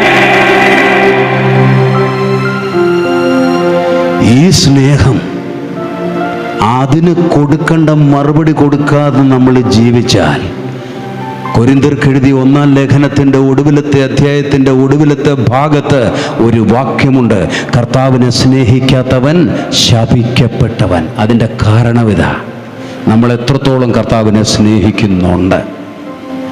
അങ്ങനെ വലിയ വില കൊടുത്ത് അല്ലേ ദൂതന്മാർ പാടുവാണ്, ദേവാധിദേവൻ വീണ്ടെടുത്ത തേജസ്സേറും കാന്തയേ, ദേവാധിദേവൻ വീണ്ടെടുത്ത തേജസ്സേറും കാന്തയേ, കാണുന്ന നേരം ഭൂതഗണങ്ങൾ ആശ്ചര്യം കൂറിടുമേ, കാണുന്ന നേരം ഭൂതഗണങ്ങൾ ആശ്ചര്യം കൂറിടുമേ. ആനന്ദം ആനന്ദം ആനന്ദമേ, ആനന്ദം ആനന്ദമേ, ആനന്ദം ആനന്ദം ആനന്ദമേ, ആനന്ദം ആനന്ദമേ. ഞാൻ എൻ്റെ പ്രിയൻ യേശുവിൻ കൂടെ വാഴുന്ന ജീവിതമേ, ഞാൻ എൻ്റെ പ്രിയൻ യേശുവിൻ കൂടെ വാഴുന്ന ജീവിതമേ. ഭൂലോക ജീവിതകാലമെല്ലാം വിജയമായി കാത്തതിനാൽ, ഭൂലോക ജീവിതകാലമെല്ലാം വിജയമായി കാത്തതിനാൽ, ദേവകുമാരൻ യേശുവിൻ പാതെ നാൾതോറും വീഴുന്നു ഞാൻ. ദേവകുമാരൻ യേശുവിൻ ചാരെ നാൾതോറും വീഴുന്നു ഞാൻ. ആനന്ദം ആനന്ദം ആനന്ദമേ, ആനന്ദം ആനന്ദമേ. കരങ്ങളടിച്ച് പാടിയാട്ടെ, കൈകളടിച്ചാട്ടെ, കൈകളടിച്ചാട്ടെ. ആനന്ദം ആനന്ദമേ, ഞാൻ എൻ്റെ പ്രിയൻ യേശുവിൻ കൂടെ വാഴുന്ന ജീവിതമേ. ഈ ഭൂമിയിൽ നിന്ന് വരുന്ന ഈ മണവാട്ടിയെ കണ്ടുകൊണ്ട് ആശ്ചര്യം കൂറി നിൽക്കുകയാണ്. Price the Lord. ഒരു പാട്ടും കൂടി എനിക്ക് ഓർമ്മ വരുക അതുമായി ബന്ധപ്പെട്ട്. സ്തോത്രം. മരുഭൂവിൽ നിന്നും, നിങ്ങൾക്ക് ഒന്ന് കൈയടിച്ചാൽ കൂടി ഒന്ന് പാടണേ. സ്തോത്രം. എല്ലാവർക്കും അറിയാവുന്ന പാട്ടാണ് ഞാൻ പാടുന്നത്. നമ്മൾ കുറെ കാലം ആയല്ലോ 10-60-70 വർഷമൊക്കെ ആയിട്ട് ഈ പാട്ടൊക്കെ കേൾക്കുന്നവരല്ലേ, അതുകൊണ്ട് അറിയാം എന്നെനിക്കറിയാം. നല്ലപോലെ കൈയടിച്ച് ആ ശരീരമൊക്കെ ഒന്ന് ഇളകട്ടെ. സ്തോത്രം. ആത്മാവിലാണ് നമ്മളിരിക്കുന്നത്. പരിശുദ്ധാത്മാവ് നമ്മുടെ ശരീരത്തിൻ്റെ സകല അവയവങ്ങളിലേക്കും പെർമിയേറ്റ് ചെയ്യട്ടെ. ദൈവത്തിൽ ആനന്ദിച്ചുകൊണ്ട് നമ്മളായിരിക്കുമ്പോൾ. Praise the lord. സ്തോത്രം. Praise the lord. സ്തോത്രം. സ്തോത്രം. ഹല്ലേലൂയ. ഹല്ലേലൂയ. മരുഭൂവിൽ നിന്നും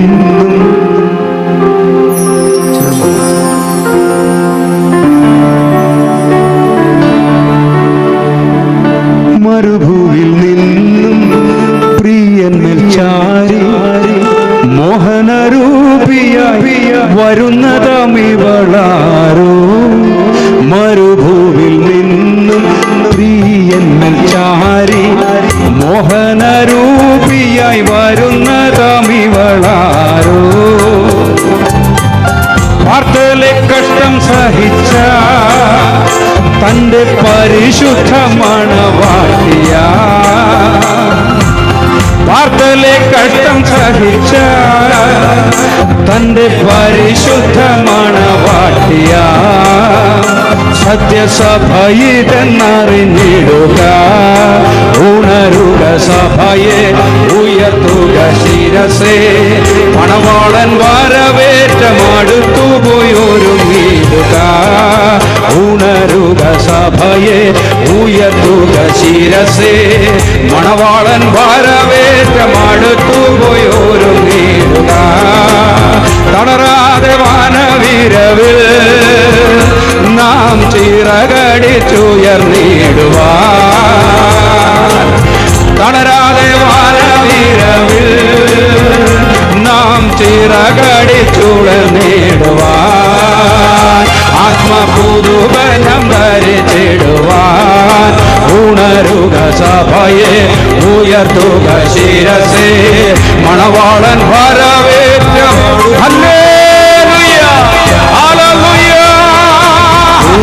ഓ ഹല്ലേലൂയ ദൈവമേ നിനക്ക് മഹത്വം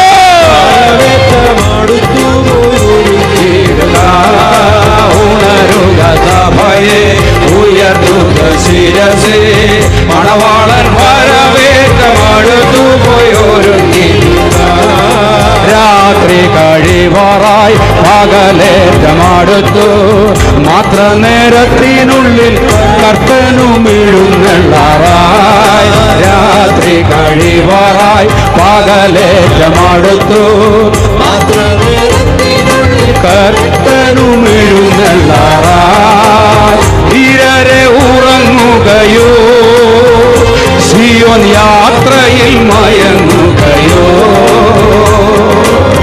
ധീരരെ ഉറങ്ങുകയോ സിയോൻ യാത്രയിൽ മയങ്ങുകയോ നാം ധീരരായി ഗമിച്ചിടുക ഉണരുക സഭയെ ഉയർത്തുക ശിരസേ മണവാളൻ വരവേറ്റമടുത്തു പോയൊരുങ്ങിടുക ഉണരുക സഭയെ.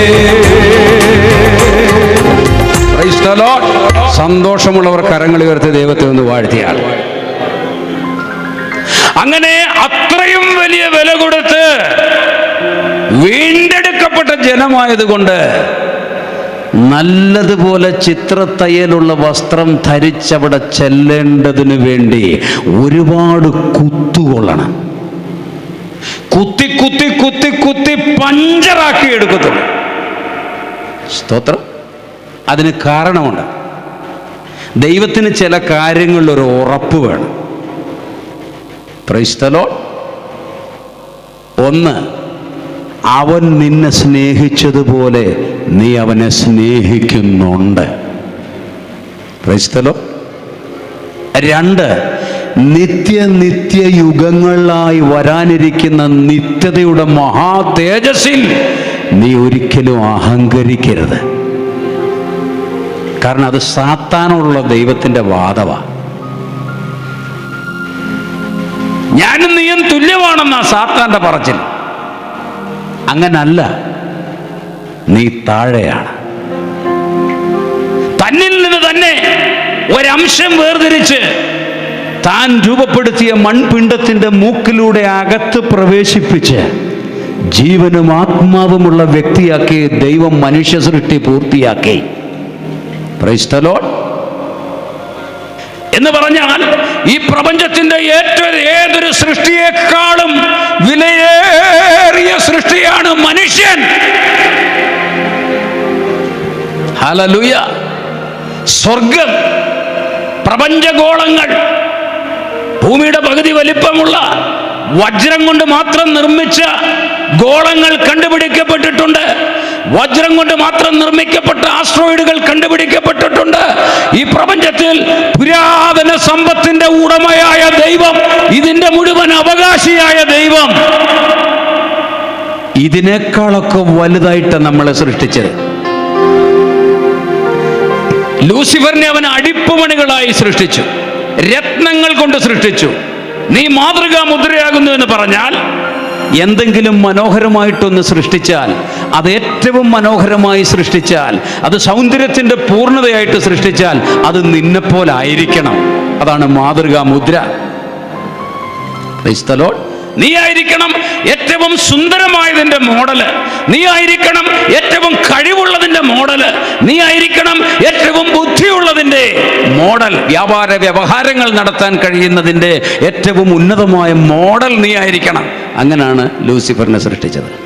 എന്നാൽ അവനെ സൃഷ്ടിച്ചിട്ട് അവൻ്റെ അകത്തോട്ട് ദൈവം ജീവശ്വാസം ഊതിയില്ല. പകരം അവൻ താഴെ മണ്ണിൽ വന്നിരുന്ന് മണ്ണ് ചേർത്ത് കുഴച്ചുണ്ടാക്കിയിട്ട് ആ മൺരൂപത്തിൻ്റെ മൂക്കിലേക്ക് ഊതിയപ്പം കാർബൺ ഡൈ ഓക്സൈഡ് അല്ല പുറത്തു വന്നത്. നമ്മൾ ഊതുമ്പോൾ കാർബൺ ഡൈ ഓക്സൈഡാണ് പുറത്തു വരുന്നത്. നമ്മൾ വായു വലിച്ചെടുത്ത് ഓക്സിജൻ സ്വീകരിച്ചിട്ട് കാർബൺ ഡൈ ഓക്സൈഡ് പുറത്തു കളയുക. അവൻ ഊതുമ്പോൾ കാർബൺ ഡൈ ഓക്സൈഡ് അല്ല, അവൻ ഊതുമ്പോൾ അവൻ്റെ അസ്തിത്വത്തിൽ നിന്നൊരംശം അകത്തോട്ട് കയറുക. മനുഷ്യനെ അല്പം മാത്രം താഴ്ത്തി തേജസ്സും ബഹുമാനവും അവനെ അണിയിച്ചിരിക്കുന്നു. ഇതുപോലൊരു സൃഷ്ടി പ്രപഞ്ചത്തിലില്ല. സ്തോത്രം. നീ എത്ര താഴേക്കിടയിൽ ജീവിക്കുന്ന വ്യക്തിയാണെങ്കിലും ഈ പ്രപഞ്ചത്തെക്കാൾ വിലയുള്ളൊരു അസ്തിത്വമാണ് നീ എന്ന് ദൈവം ഇന്ന് രാത്രി വിളിച്ചു പറയുകയാണ്. എത്ര സമ്പത്തില്ലാത്ത ഭവനത്തിൽ ജീവിക്കുന്ന വ്യക്തിയാണെങ്കിലും, നീ തെരുവോരങ്ങളിൽ അന്തിയുറങ്ങുന്ന ഒരു ഭിക്ഷാടകനാണെങ്കിലും, കയ്യും കാലും ദ്രവിച്ചു പോയ ഒരു കുഷ്ഠരോഗിയാണെങ്കിലും, ഇന്ന് രാത്രി ഞാൻ വിളിച്ചു പറയട്ടെ, ഈ പ്രപഞ്ചത്തെക്കാൾ വലിയ വ്യക്തിയാണ് ദൈവസന്നിധിയിൽ നീ ഞാനും. അതുകൊണ്ടാണ് സാക്ഷാൽ ദൈവമായവൻ മനുഷ്യരൂപത്തിൽ പ്രാണൻ കൊടുത്ത് വീണ്ടെടുക്കാൻ വന്നത്. ആ സംഭവം വളരെ വലിയ സംഭവമാണ്. അത് ലോക ചരിത്രത്തിലെ വലിയ സംഭവമാണ്.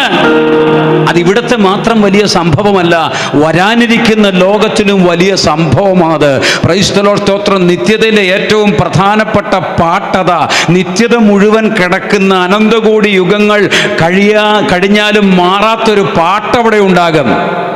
ഹല്ലേലൂയ. ആ പാട്ടിനെ കുറിച്ച് പാട്ടുകാരൻ പാടിയിട്ടുണ്ട്. സ്തോത്രം. വീണ്ടെടുപ്പിൻ ഗാനം പാടും ഞാൻ സിയോനിൽ, വീണ്ടെടുപ്പിൻ ഗാനം പാടും ഞാൻ സിയോനിൽ, വിണ്ഡൂതർക്കും പാടാം അസാധ്യമേയത്, വിണ്ഡൂതർക്കും പാടാൻ അസാധ്യമേയത്. കൽവാരിഗിരിയിൽ കാൽകരം തുളച്ച, കാൽവാരിഗിരിയിൽ കാൽകരം തുളച്ച കുഞ്ഞാടം പ്രിയ നിൻ സ്നേഹമെൻ ഗാനമേ, കുഞ്ഞാടം പ്രിയ നിൻ സ്നേഹമെൻ ഗാനമേ. യേശുവിൻ സ്നേഹത്താൽ എന്നുള്ളം പൊങ്ങുന്നേ, യേശുവിൻ സ്നേഹത്താൽ എന്നുള്ളം പൊങ്ങുന്നേ. തൻ സ്നേഹമാധുര്യം, തൻ സ്നേഹമാധുര്യം ചിന്തായിരാമത്രേ. വീണ്ടെടുപ്പിൻ ഗാനം. അവൻ്റെ വിലമുടക്കലിൻ്റെ ആ വിലമുടക്കലിന് പിന്നിൽ വ്യാപരിക്കുന്ന മഹാസ്നേഹം എത്ര ആഴത്തിൽ അളന്നാലും കിട്ടാത്ത, എത്ര പുസ്തകങ്ങളിൽ എഴുതിക്കൂട്ടിയാലും തീരാത്ത, ആ പ്രപഞ്ചം കണ്ടതിൽ കാണാനിരിക്കുന്നതിൽ ഏറ്റവും മഹത്തായ ആ സ്നേഹം വെളിപ്പെടുത്തിക്കൊണ്ടാണ് എന്നെയും നിന്നെയും അവൻ ദിവ്യ വിളിയാൽ വിളിച്ചതെങ്കിൽ അവനെ അതുപോലെ സ്നേഹിക്കണം. അതുപോലെ സ്നേഹിക്കണം. ഈ ലോകത്തിൽ എനിക്ക് ഏറ്റവും വലുത് നീയാണ് കർത്താവേ. എൻ്റെ ഭാര്യയേക്കാൾ, എൻ്റെ ഭർത്താവിനേക്കാൾ എനിക്ക് വലുത് നീയാണ് കർത്താവേ. എൻ്റെ വീടിനേക്കാൾ, മക്കളെക്കാൾ എനിക്ക് വലുത് നീയാണ് കർത്താവേ. എൻ്റെ മാതാപിതാക്കളെക്കാൾ എനിക്ക് വലുത് നീയാണ് കർത്താവേ. ഈ ഭൂമിയിലെ സകലത്തിനേക്കാളും എനിക്ക് വലുത് നീയാണ് കർത്താവേ എന്ന് വാഗൊണ്ട് പറഞ്ഞാൽ പോരാ, അത് ജീവിച്ച് കാണിച്ചു കൊടുക്കണം. ഈ മാരാമണിലൊരു ചായക്കടയിൽ ഞാനും എൻ്റെ സുഹൃത്തും കൂടെ ഒരു ദിവസം അവിടെ വണ്ടി ഒന്ന് കാണിക്കാൻ വന്ന ഒരു വർക്ക്ഷോപ്പിൽ ഒരു ദിവസം ചായ കുടിക്കാൻ ഇങ്ങനെ കയറി ഇരുന്നപ്പം ഒരാളവിടെ വന്ന് പെട്ടെന്ന് ചില ആത്മീക ചോദ്യങ്ങളൊക്കെ ചോദിച്ച് ആ അന്തരീക്ഷം ഒരു ആത്മീക അന്തരീക്ഷമായി. ഞാൻ അവിടെ ഇരുന്ന് അങ്ങോട്ട് പ്രസംഗിക്കാൻ തുടങ്ങി. ഒരു 4 പേരെ എവിടെയെങ്കിലും കിട്ടി ഒരു ആത്മീക വിഷയം വന്നാൽ പിന്നെ നമ്മുടെ പണി അവരെ കാര്യങ്ങൾ പറഞ്ഞ് ബോധ്യപ്പെടുത്തുക. അതിന് മൈക്കും സിസ്റ്റവും ഒന്നും വലിയ അത്യാവശ്യമൊന്നുമില്ല. സ്തോത്രം. അങ്ങനെ കർത്താവ് എന്നോട് നമ്മൾ എങ്ങനെ ആയിരിക്കണം എന്ന ചോദ്യം അങ്ങോട്ടിട്ടപ്പം ചായക്കടക്കാരൻ ചായയൊക്കെ അടിച്ച ആൾക്കാർക്ക് കൊടുത്ത് ഇങ്ങനെ അർദ്ധനിലീമിത നേത്രനായി വിദൂരകളിലേക്ക് നോക്കി താടിയിൽ ചൊറിഞ്ഞുകൊണ്ട് ആത്മഗതം എന്നോണം പറഞ്ഞു, നമ്മൾ കർത്താവിനൊന്നും കൊടുക്കണ്ട, നമ്മൾ കർത്താവിനെ സ്നേഹിച്ചാൽ മതി. കർത്താവിനൊന്നും കൊടുക്കണ്ട, നമ്മൾ കർത്താവിനെ അതെന്ത് സ്നേഹാടോ? സ്നേഹത്തിന് ചെലവുണ്ട്. നമ്മെ സ്നേഹിച്ച സ്നേഹത്തിന് ദൈവത്തിന് വലിയ ചെലവുണ്ട്. അത് തൻ്റെ ഏകജാതനായ പുത്രൻ എന്ന തൻ്റെ മഹാസമ്പാദ്യമാണ് അവൻ ചെലവഴിച്ചത്. സ്നേഹത്തിന് ചെലവുണ്ട് ഇല്ലേ? ഭാര്യയെ സ്നേഹിക്കുന്നവർ ഭാര്യയ്ക്ക് വസ്ത്രങ്ങൾ മേടിച്ചു കൊടുക്കും, ഭക്ഷണം കൊടുക്കും, ആരോഗ്യ പ്രശ്നങ്ങളിൽ ശ്രദ്ധിക്കും. സ്നേഹമുള്ളതുകൊണ്ടാണ്. ഭർത്താവിനെ സ്നേഹിക്കുന്ന ഭാര്യമാർ ഭർത്താവിൻ്റെ ദേഹരക്ഷ ശ്രദ്ധിക്കും, അങ്ങനെ പല കാര്യങ്ങളും ശ്രദ്ധിക്കും. മക്കൾ ജനിക്കുന്നതിന് മുൻപേ വയറുമുറുക്കി സമ്പാദിക്കാൻ തുടങ്ങും അല്ലേ? അങ്ങനല്ലേ നിങ്ങളാരും? മക്കൾ ജനിക്കുന്നതിന് മുമ്പേ സമ്പാദിക്കാൻ തുടങ്ങും. കാരണം ഈ ജനിച്ചു വീഴുന്നതിന് മുമ്പേ നമ്മൾ തീരുമാനിച്ചിരിക്കുക, ഡോക്ടറാക്കണം, എഞ്ചിനീയർ ആക്കണം, IAS കാരനാക്കണം, അങ്ങനാക്കണം, ഇങ്ങനാക്കണം. അതിനുവേണ്ടി സമ്പാദ്യങ്ങൾ ആരംഭിക്കുക. ഈ സമ്പാദ്യങ്ങൾ ആരംഭിക്കുമ്പോൾ പലപ്പോഴും അവനവന് ഇഷ്ടമുള്ളത് പലതും തിന്നാതെ കുടിക്കാതെ ഒക്കെയാണ് സമ്പാദിക്കുന്നത്. എന്തിനു വേണ്ടിയാ? മക്കളെ സ്നേഹിക്കുന്നത് കൊണ്ട്. സ്തോത്രം. അപ്പൊ സ്നേഹത്തിന് വലിയ മുതൽ മുടക്കുണ്ട്. നമുക്കെന്ത് മുതൽ മുടക്കുണ്ട് ദൈവത്തെ സ്നേഹിക്കുന്നതിന്? ഇടയ്ക്കിടയ്ക്ക് ഇങ്ങനെ കർത്താവിനെ നോക്കി, I love you Jesus, oh I love you Jesus. ആരാധനയ്ക്കിടയ്ക്ക്, പ്രാർത്ഥനയ്ക്കിടയ്ക്ക്, സഭയിലിരുന്ന് ഓ കർത്താവേ ഐ ലവ് യു ജീസസ് എന്നൊക്കെ പറയുന്നവരെ ഞാൻ കേട്ടിട്ടുണ്ട്. അതൊക്കെ നാക്കിൽ ലവ് ഉണ്ട്, പ്രവൃത്തിയിൽ ലവ് ഉണ്ടോ? മുതൽ മുടക്കിൽ ലവ് ഉണ്ടോ? സ്തോത്രം. ആ നിധി കണ്ടവൻ എന്താ ചെയ്തേ? അവൻ പോയി തനിക്കുള്ളതൊക്കെ വിൽക്കേണ്ടി വന്നു ആ നിധി സ്വന്തമാക്കാൻ. ഇത് വേദപുസ്തകത്തിൻ്റെ പ്രമാണമാണ്, ഇത് രക്ഷയുടെ പ്രമാണമാണ്. കുറച്ചു കാലമായിട്ട് ഈ പ്രമാണമൊന്നും ആരും പ്രസംഗിക്കാറില്ല. ഇത് അന്ത്യകാലം അടുത്തിരിക്കുന്നത് കൊണ്ട്, കർത്താവിൻ്റെ വരവിൻ്റെ നാഴിക വാതിൽക്കലായിരിക്കുന്നത് കൊണ്ട് ദൈവത്തിൻ്റെ ആത്മാവ് നിർബന്ധിച്ച് പറയുക, വില മുടക്കാൻ തയ്യാറാവുക കർത്താവിന് വേണ്ടി. അവനവനെ തന്നെ മുടക്കണം. നമ്മൾ എന്ത് ചെയ്യുന്നുണ്ട്? നമുക്ക് അവനോടുള്ള സ്നേഹം പ്രദർശിപ്പിക്കാൻ നമ്മൾ എന്ത് ചെയ്യുന്നുണ്ട്? അപ്പൊ സ്നേഹം വേണം. ദൈവം പ്രതീക്ഷിക്കുന്നൊരു കാര്യമാണ് സഭയ്ക്ക്. അത് പരിശോധിച്ച് തെളിയിക്കപ്പെടണം. 2, ദൈവത്തിൻ്റെ കർത്തൃത്വത്തിന് പൂർണ്ണമായി ഏൽപ്പിക്കണം. സഭയ്ക്ക് നിത്യതയെ പോകാനിരിക്കുന്ന മണവാട്ടിയുടെ കാര്യം മാത്രമാണ് ഞാനീ പറയുന്നത്. ഈ സ്വർഗത്തിൽ പോയേ പറ്റൂന്ന് നിർബന്ധമുള്ള ഒരു 5-6 പേരെങ്കിലും ഇതിനകത്ത് കാണുമല്ലോ. സ്വർഗത്തിൽ പോയേ പറ്റൂ എന്ന് നിർബന്ധമുള്ളവർ, ആ നിർബന്ധമുള്ളവർ ചെയ്യേണ്ട കാര്യമാണ് ഞാനീ പറയുന്നത്. 1, സ്നേഹിക്കണം. സ്നേഹത്തിൽ അവനവനെ തന്നെ ചെലവാക്കണം. 2, അവന് സമ്പൂർണമായി വിധേയപ്പെടണം. അവൻ ചവിട്ടിയും കുത്തിയൊക്കെ നോക്കും നീ വിധേയപ്പെട്ടിട്ടുണ്ടോന്ന്. ഈ വിധേയപ്പെടലിൻ്റെ പരിശോധന എന്ന് പറയുന്നത് ചെറുതല്ല. കാരണം കർത്താവിന് വേണ്ടി മാത്രം കാത്ത് നിത്യതയ്ക്ക് വേണ്ടി ഒരുക്കപ്പെട്ടുകൊണ്ടിരിക്കുന്ന ഒരു ദൈവത്തിൻ്റെ പൈതൽ എങ്ങനേലും വല്ല ചാതി ഇങ്ങ് കയറി പോരട്ടെ എന്ന് വെക്കുകയല്ല കർത്താവ്. നിങ്ങൾക്ക് കർത്താവിനെ അറിയാത്തോണ്ടാ പലരും അങ്ങനെ പ്രസംഗിക്കുന്നത്. എങ്ങനേലും ആളുകൾ രക്ഷിക്കപ്പെടട്ടെ ബ്രദറെ, എങ്ങനേലും ആളുകൾ നരകത്തിൽ നിന്ന് രക്ഷപ്പെട്ട് സ്വർഗത്തിൽ പോട്ടെ, അങ്ങനൊന്നും പോവുകയല്ല. കാരണം അങ്ങോട്ട് കൊണ്ടുപോയിട്ട് നമ്മളെല്ലാവരും കൂടെ ഒരുമിച്ച് ഇരുത്തി മലബാറിൽ നിന്ന് അളിയനെയും വിളിച്ചു എല്ലാവരും കൂടെ ഒരുമിച്ച് ഒരു തട്ടുംപുറത്തിരിക്കുന്ന പരിപാടിയല്ല നിത്യത എന്ന് പറയുന്നത്. നിത്യജീവൻ എന്ന് പറയുന്നത് അണ്ടകടാഹത്തിന്റെ സൃഷ്ടി സ്ഥിതി സംഹാരകനായ സർവശക്തനായ ദൈവം സൃഷ്ടിച്ചു വെച്ചിരിക്കുന്നതും സൃഷ്ടിക്കാൻ പോകുന്നതുമായ പ്രപഞ്ചത്തിന്റെ ഭരണത്തിന്റെ സർവാധിപത്യത്തിൽ അവന്റെ മണവാട്ടി അവകാശപ്പെടുന്ന ഒരു അനുഭവമാണ് നിത്യജീവൻ എന്ന് പറഞ്ഞാൽ.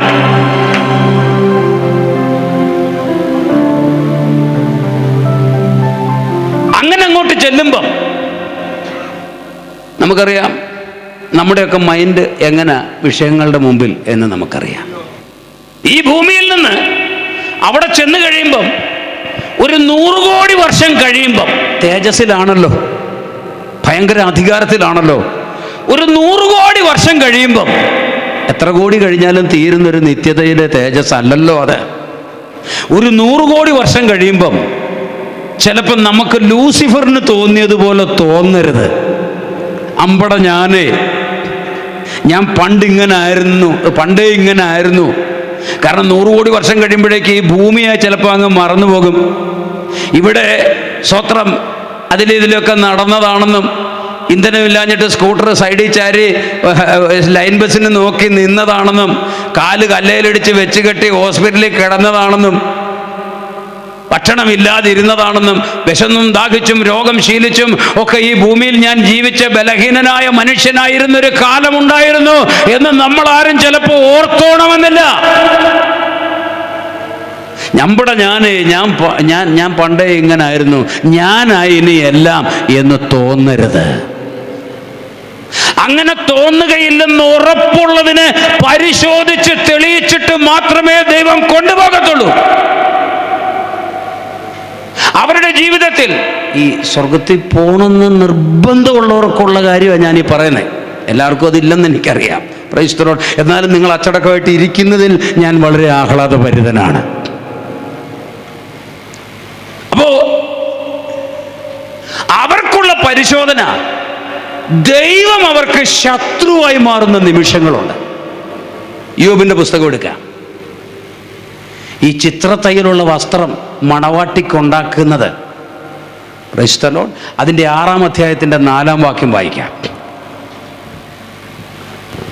സർവശക്തന്റെ അസ്ത്രങ്ങൾ എന്നിൽ തറച്ചിരിക്കുന്നു. സർവശക്തന്റെ അസ്ത്രങ്ങൾ എന്നിൽ തറച്ചിരിക്കുന്നു. ആരുടെ അസ്ത്രങ്ങൾ? സർവശക്തന്റെ. അതിന്റെ കാരണം എന്നാ? ഈ അസ്ത്രം എന്ന് പറഞ്ഞാൽ എന്താ?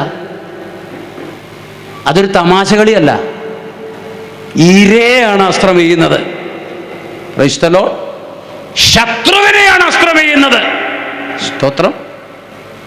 അപ്പൊ ദൈവം ആരായിട്ട് നിൽക്കുക? ശത്രുവിനെ പോലെ നിൽക്കുക, എതിരാളിയെ പോലെ നിൽക്കുകയാ. അങ്ങനൊരു പരിശോധനയുണ്ട്, അങ്ങനൊരു ഒരുക്കലുണ്ട്. എന്നിട്ടോ വായിച്ചാട്ടെ. അവയുടെ വിഷം എന്റെ ആത്മാവ് കുടിക്കുന്നു. താഴത്തെ വാക്യം. ദൈവത്തിന്റെ ഘോരത്വങ്ങൾ എന്റെ നേരെ അണിനിരന്നിരിക്കുന്നു. ദൈവത്തിന്റെ ഘോരത്വങ്ങൾ എന്റെ നേരെ അണിനിരന്നിരിക്കുന്നു. പറഞ്ഞു മനസ്സിലായി? യോബ് നിഷ്കളങ്കൻ. ഒറ്റ ലക്ഷ്യമേ ഉള്ളൂ, ദൈവത്തിൻ്റെ അടുക്കലെത്തുക. വചനത്തിൽ നിഷ്കളങ്കൻ എന്ന് ആരെക്കുറിച്ചെങ്കിലും എഴുതിയിട്ടുണ്ടെങ്കിൽ അതിനർത്ഥം നമ്മൾ ഇന്ന് കാണുന്ന നാട്ടിലെ നിഷ്കളങ്കനല്ല. ദൈവസന്നിധിയിൽ എനിക്ക് എത്തണം, അതിനെന്ത് നഷ്ടം വന്നാലും ഞാൻ അവിടെ എത്തും അന്ന് ആഗ്രഹിക്കുന്ന ലക്ഷ്യമുള്ളവനാണ് വചനത്തിൽ പറയുന്ന നിഷ്കളങ്കൻ. അവനെക്കുറിച്ചാണ് 15-ാം സങ്കീർത്തനത്തിൽ പറയുന്നത്, യഹോവേ നിന്റെ കൂടാരത്തിൽ ആർ പാർക്കും, നിന്റെ വിശുദ്ധ പർവ്വതത്തിൽ ആർ വസിക്കും.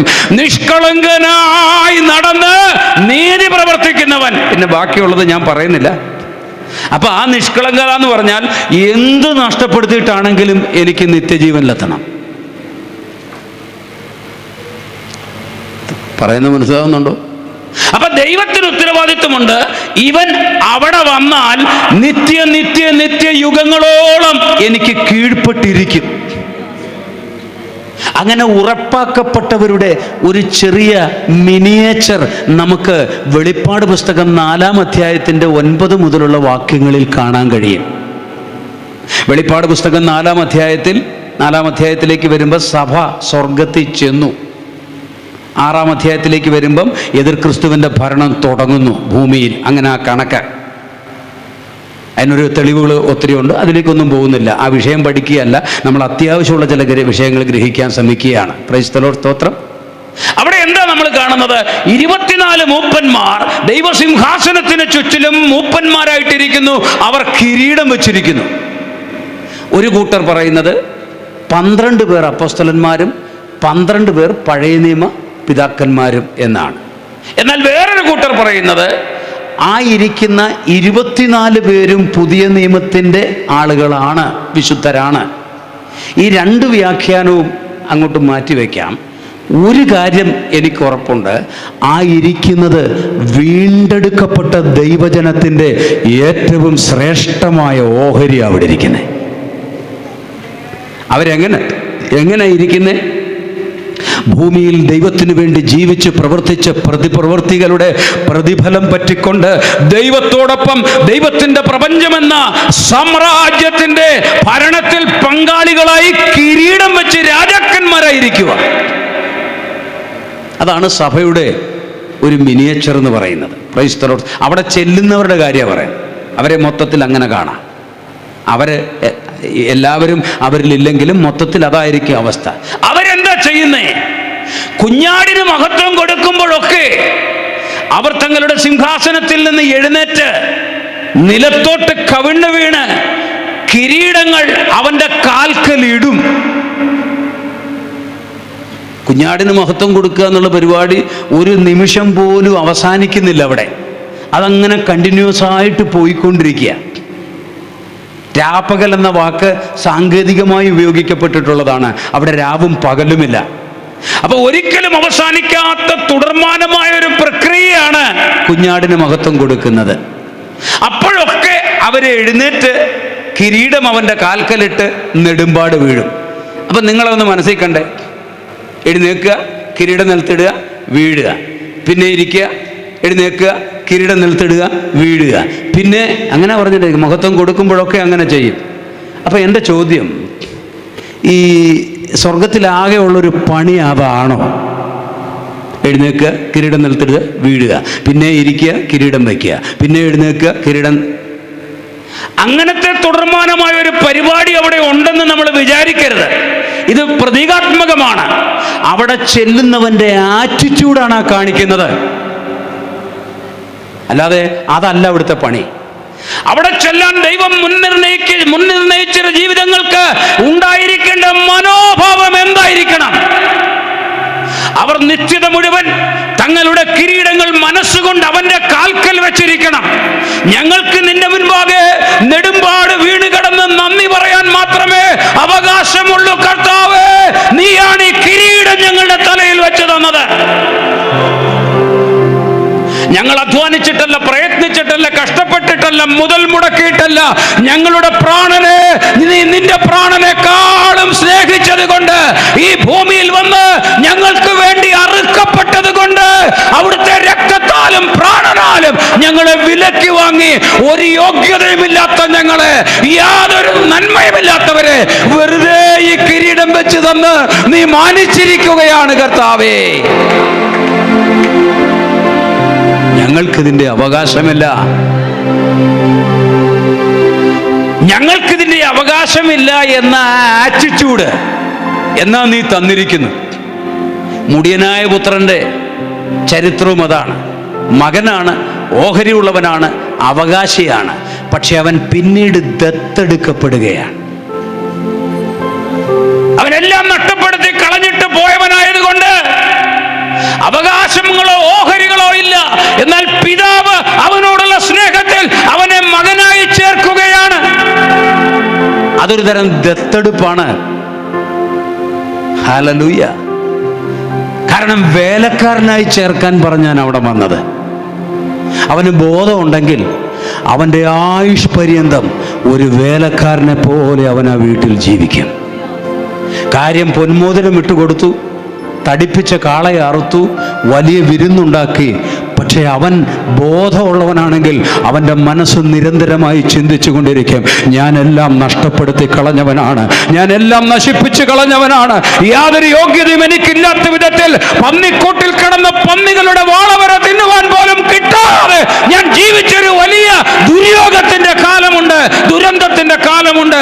അവിടെ നിന്ന് ഞാൻ വല്ലവിധേനയും വീട്ടിലേക്ക് വന്നപ്പോൾ ഒരു വേലക്കാരൻ എന്ന വിധത്തിൽ ഉച്ഛിഷ്ടം ഭക്ഷിക്കുവാനെങ്കിലും കിട്ടുമെന്ന് പ്രതീക്ഷിച്ച് വന്നപ്പോൾ എന്നെ ഇതാ ഓടി വന്ന് ആശ്ലേഷിച്ച്.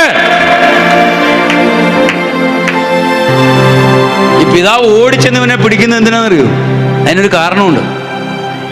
കാരണം വീട് വിട്ട് പുറപ്പെട്ടു പോയ ദുർമാർഗിയായി ജീവിച്ച മക്കൾ വീട്ടിലേക്ക് വരുമ്പം ആ വീട്ടിലെ അടിമകളായിരിക്കുന്ന വേലക്കാർ ഇവന്റെ മുഖത്ത് തുപ്പും. അവരുടെ റൈറ്റാത്. ഹല്ലേലൂയ. ഒരാളുടെ തുപ്പൽ പോലും അവന്റെ മുഖത്ത് വീഴാനിടയാകാതെ അവനെ ഓടിച്ചാലിംഗനം ചെയ്ത് ചേർത്ത് നിർത്തി അവന് മഹിമ ധരിപ്പിച്ച ഒരു ഭൗതിക പിതാവിന്റെ ചരിത്രത്തെക്കാൾ എത്രയോ ശ്രേഷ്ഠമാണ് ഇന്ന് രാത്രി ഞാനും നീയും ആരാധിക്കുന്ന സ്വർഗീയ പിതാവിന്റെ മഹത്വം.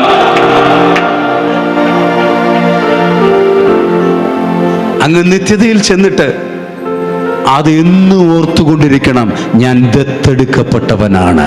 എനിക്ക് ഈ പദവികളിൽ, ഈ മഹത്വത്തിൽ, ഈ ഐശ്വര്യത്തിൽ, ഈ തേജസ്സിൽ, ഈ അധികാരപരതയിൽ നിന്നും എനിക്ക് സ്വാഭാവികമായി യാതൊരു അവകാശവുമില്ല. ഞാൻ വെറുതെ എന്നെ എടുത്ത് എന്നെ വെറുതെ ഈ സ്ഥാനത്താക്കി ഒരു ചെലവുമില്ലാതെ ഞാൻ ആക്കി വെക്കപ്പെട്ടിരിക്കുകയാണ്. അതേസമയം നമുക്കുള്ളതെല്ലാം അവനാ. ഉള്ളതെല്ലാം കൊടുത്താൽ രക്ഷ വാങ്ങാൻ കഴിയില്ല. അതുകൊണ്ട് രക്ഷ സൗജന്യമായിട്ടാണെന്ന് പറയുന്നത്. രക്ഷ സൗജന്യമാണെന്ന് പറഞ്ഞാൽ അതിനർത്ഥം പ്രൈസ് ദി ലോർഡ് വില മുടക്കില്ലെന്നല്ല. എത്ര വില മുടക്കിയാലും ഈ രക്ഷ വാങ്ങിയെടുക്കാൻ സാധ്യമല്ലെന്നർത്ഥം. Praise the lord. എത്ര വില മുടക്കിയാലും ഈ രക്ഷ വാങ്ങിയെടുക്കാൻ സാധ്യമല്ല. അതുകൊണ്ട് അവൻ വെറുതെ തന്നു. വെറുതെ തന്നിട്ട് തൻ്റെ ജീവൻ തന്ന് നമ്മളെ വിലയ്ക്ക് വാങ്ങിയിരിക്കുന്നു. അവൻ്റെ പ്രോപ്പർട്ടി വിലയ്ക്ക് വാങ്ങുന്നത് അടിമയെയാണ്. അടിമയെ വാങ്ങുന്നത് പോലെ മരണത്തിൻ്റെ നിത്യമരണത്തിൻ്റെ വഴിയിലേക്കുള്ള, നരകത്തിൻ്റെ വഴിയിലേക്കുള്ള ചന്തയിൽ, അടിമച്ചന്തയിൽ പാപത്തിൻ്റെ കയറുകൾ കയ്യിലും കാലിലും ഇട്ട് വിൽപ്പനയ്ക്ക് സാത്താൻ വെച്ചിരുന്ന എന്നെയും നിന്നെയും അവൻ പ്രാണരക്തം കൊടുത്ത് വിലക്ക് വാങ്ങി കൊണ്ടുപോകുന്നതിന്റെ ചരിത്ര വൃത്താന്തമാണ് ദൈവസഭയുടെ പാട്ടെന്ന് പറയുന്നത്. അത് നിത്യത മുഴുവൻ പാടിക്കൊണ്ടിരിക്കും.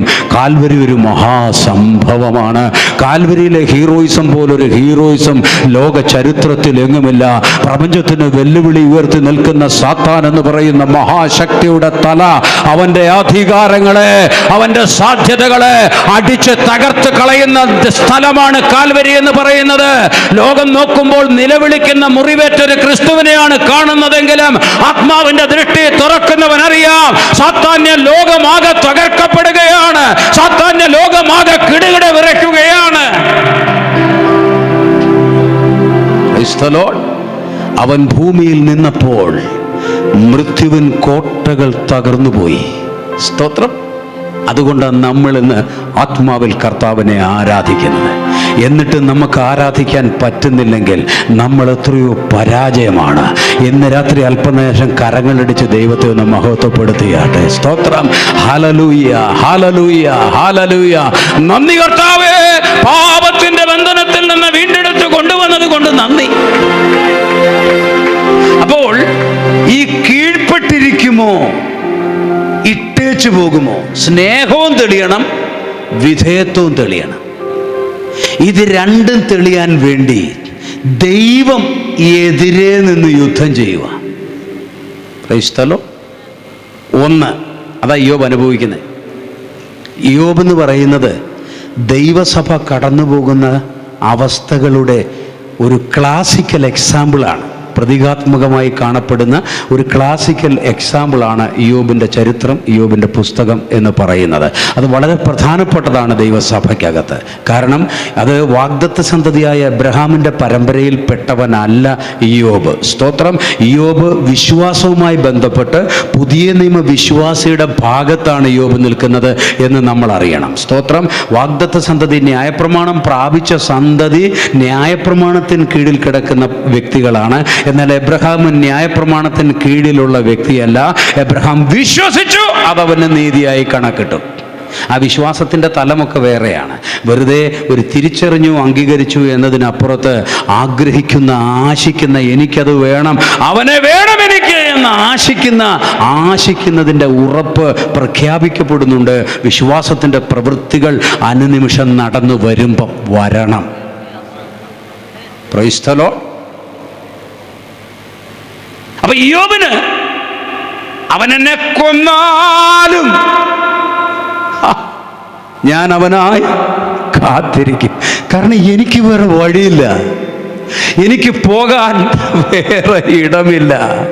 എൻ്റെ ഉടയവനായവൻ, എൻ്റെ പിതാവായവൻ, എന്നെ ഉണ്ടാക്കി എൻ്റെ കർത്താവ്, അവൻ്റെ അടുക്കലേക്കല്ലാതെ എനിക്ക് ഈ ഭൂമിയിൽ വേറെ ഇടമില്ല. You should come towards that attitude. ആ ആറ്റിറ്റ്യൂഡിലേക്ക് വരണം. Price the Lord. എനിക്ക് വേറെ ഇടമില്ല. ഹല്ലേലൂയ. ചിലപ്പോൾ ഇടങ്ങളും ബന്ധങ്ങളും സൗഹൃദങ്ങളും ഒക്കെ നമുക്ക് ചുറ്റുമുണ്ടാകാം. പക്ഷേ ദൈവം ഇതെല്ലാം മാറ്റിയിട്ട് കൂടെ ശയിക്കുന്ന ഭാര്യയോടുള്ള മാനസിക ബന്ധം പോലും ചിലപ്പോൾ മുറിച്ചു കളഞ്ഞ്, മക്കളെയൊക്കെ ചിലപ്പോൾ അന്യരായി നിർത്തി, എല്ലാം പ്രതികൂലമായി നിർത്തിയിട്ട് ആ സ്തോത്രം അവൻ ചോദിക്കും, എന്ത് പറയുന്നു എന്ന് ചോദിക്കുമ്പോൾ, എനിക്ക് നീയല്ലാതെ മറ്റാരുമില്ല. സ്തോത്രം. ഇന്ന് രാത്രി അങ്ങനെ പറയുക പ്ലീസ്. നീയല്ലോ ഞങ്ങൾക്കുള്ള ദിവ്യ സമ്പത്തേശുവേ, നീയല്ലോ ഞങ്ങൾക്കുള്ള ദിവ്യ സമ്പത്തേശുവേ, നീയല്ലാതില്ല ഭൂവിൽ ആശ്രയിപ്പാനാരുമേ, നീയല്ലാതില്ല ഭൂവിൽ ആശ്രയിപ്പാനാരുമേ, നീയല്ലോ ഞങ്ങൾക്കുള്ള ദിവ്യ സമ്പത്തേശുവേ, നീയല്ലോ ഞങ്ങൾക്കുള്ള ദിവ്യ സമ്പത്തേശുവേ, നീയല്ലാതില്ല ഭൂവിൽ ആശ്രയിപ്പാനാരുമേ, നീയല്ലാതില്ല ഭൂവിൽ ആശ്രയിപ്പാനാരുമേ, നീയല്ലോ ഞങ്ങൾക്കുള്ള ദിവ്യ സമ്പത്തേശുവേ.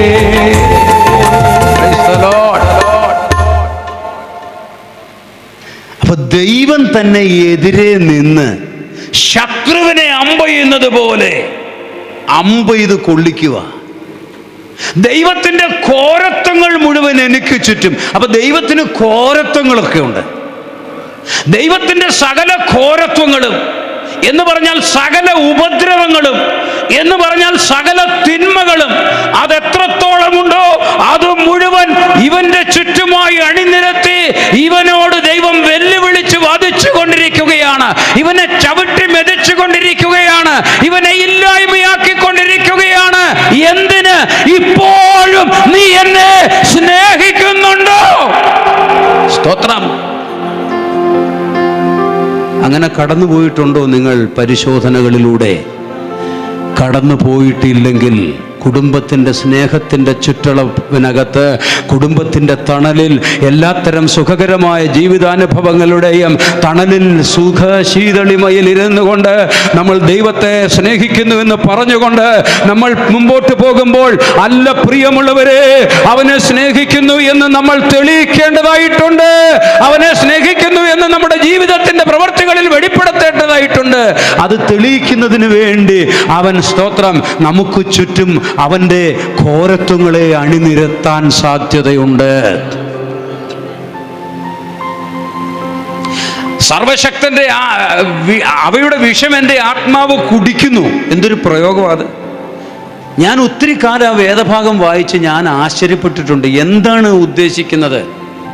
കാരണം എനിക്ക് അറിയാവുന്ന, എന്നെ പഠിപ്പിച്ചിരിക്കുന്ന കർത്താവ് സ്നേഹമുള്ളവനാണ്, കരുണയുള്ളവനാണ്, കരുതുന്നവനാണ്, ശത്രുവിൽ നമ്മളെ രക്ഷിക്കുന്നവനാണ്, സകല പ്രശ്ന പ്രതികൂലങ്ങൾക്കകത്ത് നിന്ന് നമ്മളെ പരിപാലിച്ച് മുമ്പോട്ട് കൊണ്ടുപോകുന്ന ഒരു ദൈവത്തെക്കുറിച്ച് മാത്രമാണ് ഞാൻ പഠിച്ചിരുന്നത്. അതുകൊണ്ട് ഈ വേദഭാഗമൊക്കെ വായിക്കുമ്പം ഞാൻ വിചാരിച്ചത് അതൊരു പക്ഷേ ആരെങ്കിലും അബദ്ധത്തിൽ എഴുതി കയറ്റിയതായിരിക്കും. ദൈവത്തിന് വിഷമുണ്ടോ? ദൈവത്തിന് വിഷമുണ്ടോ?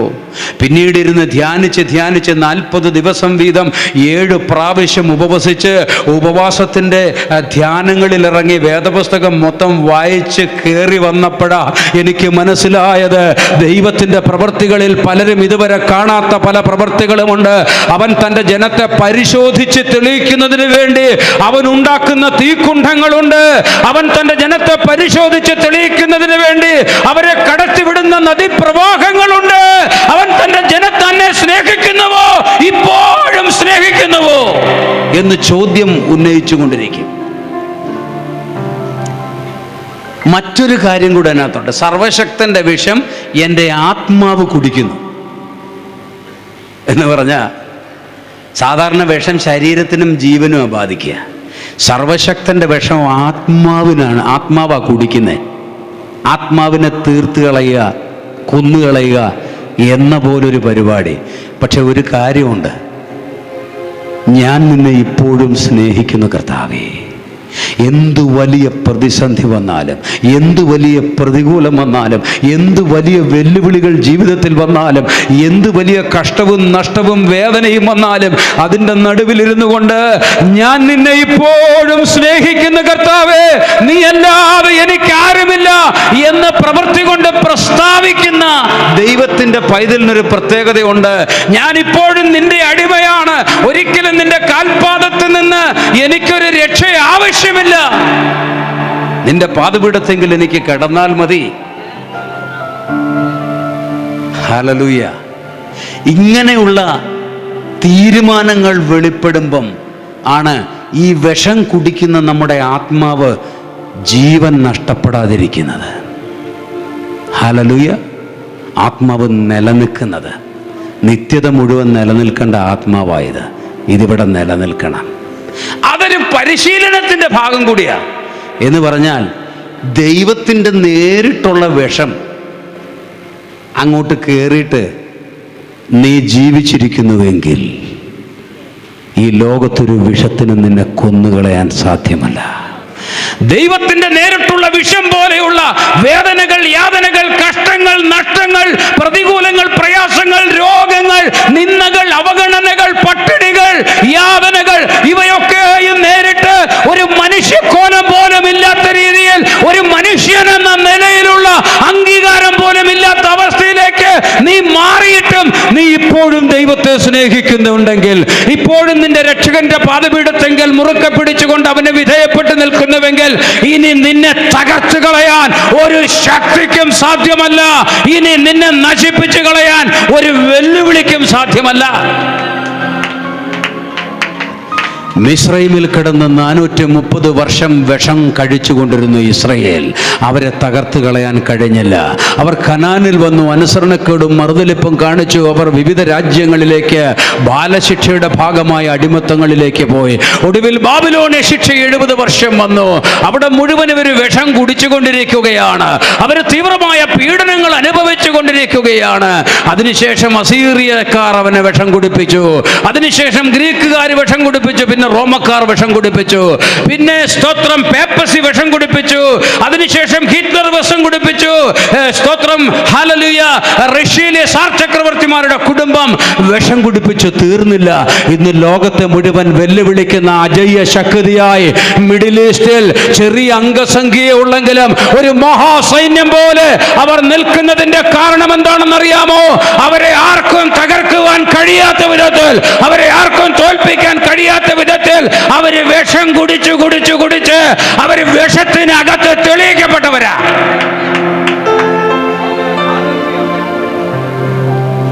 ചില നല്ല വിഷമൊക്കെ തീണ്ടിയ ചിലർക്ക് പിന്നീട് വിഷം ഏക്കുകയല്ല. അപ്പൊ ഈ വിഷം കുടിപ്പിക്കുന്ന ഒരു പരിശീലനമാണ്. സ്വത്രം നമ്മള് ചൂട് ചായ ഒരു ഗ്ലാസ്സിലെടുത്ത് അതൊന്ന് പിടിക്കാൻ ചിലപ്പോൾ നമുക്ക് ബുദ്ധിമുട്ടാണ്. എന്നാൽ കോഴിക്കോട് ടൗണിൽ വർഷങ്ങൾക്ക് മുമ്പ് ഞാൻ കണ്ടൊരു കാര്യമാണ്, ഒരു വീഡിയോ കണ്ട കാര്യമാണ്. ഒരു ഈ സ്തോത്രം ചിപ്സ് വറുത്തെടുക്കുന്ന ഒരാളുണ്ട്. തൃശ്ശൂരും അങ്ങനെ ഒരാളുണ്ട്. തിളച്ച എണ്ണയിൽ ഇങ്ങനെ വെന്തുകൊണ്ടിരിക്കുന്ന ചിപ്സ് ആ എണ്ണയ്ക്കകത്തോട്ട് കൈയിട്ട് അയാൾ എടുക്കും. അത് ഒരു ദിവസം പെട്ടെന്ന് ചെയ്യുന്നതല്ല. ദീർഘ നാളുകൾ ചൂട് കൂട്ടി കൈകാര്യം ചെയ്ത് അതങ്ങനെ ആകുന്നതാ.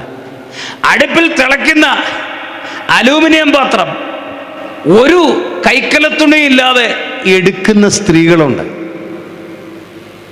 നമ്മൾ ചെന്നെടുത്ത കൈയുടെ തൊലി അതേ പറ്റിയിരിക്കും. ഇവർക്കങ്ങനല്ല. കാരണം അവരാ ചൂട് പരിശീലിച്ച് ഹാർഡായി. അവരെ ഇനി മാറ്റാൻ സാധ്യമല്ല. അവരെ ഈ ചൂടിനൊന്നും ചെയ്യാൻ സാധ്യമല്ല.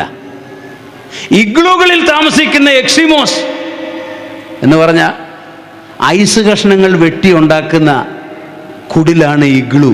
ഐസ് കഷ്ണം വെട്ടി ഉണ്ടാക്കുന്നത്. അതിൽ ഈ വെളിച്ചം വരാൻ വേണ്ടി സുതാര്യമായ ട്രാൻസ്പെറൻ്റായ ചില്ല് പോലെയുള്ള ഐസുള്ള സ്ഥലത്ത് ഞാനൊരു ഡോക്യുമെൻ്ററി കണ്ടതാണ്.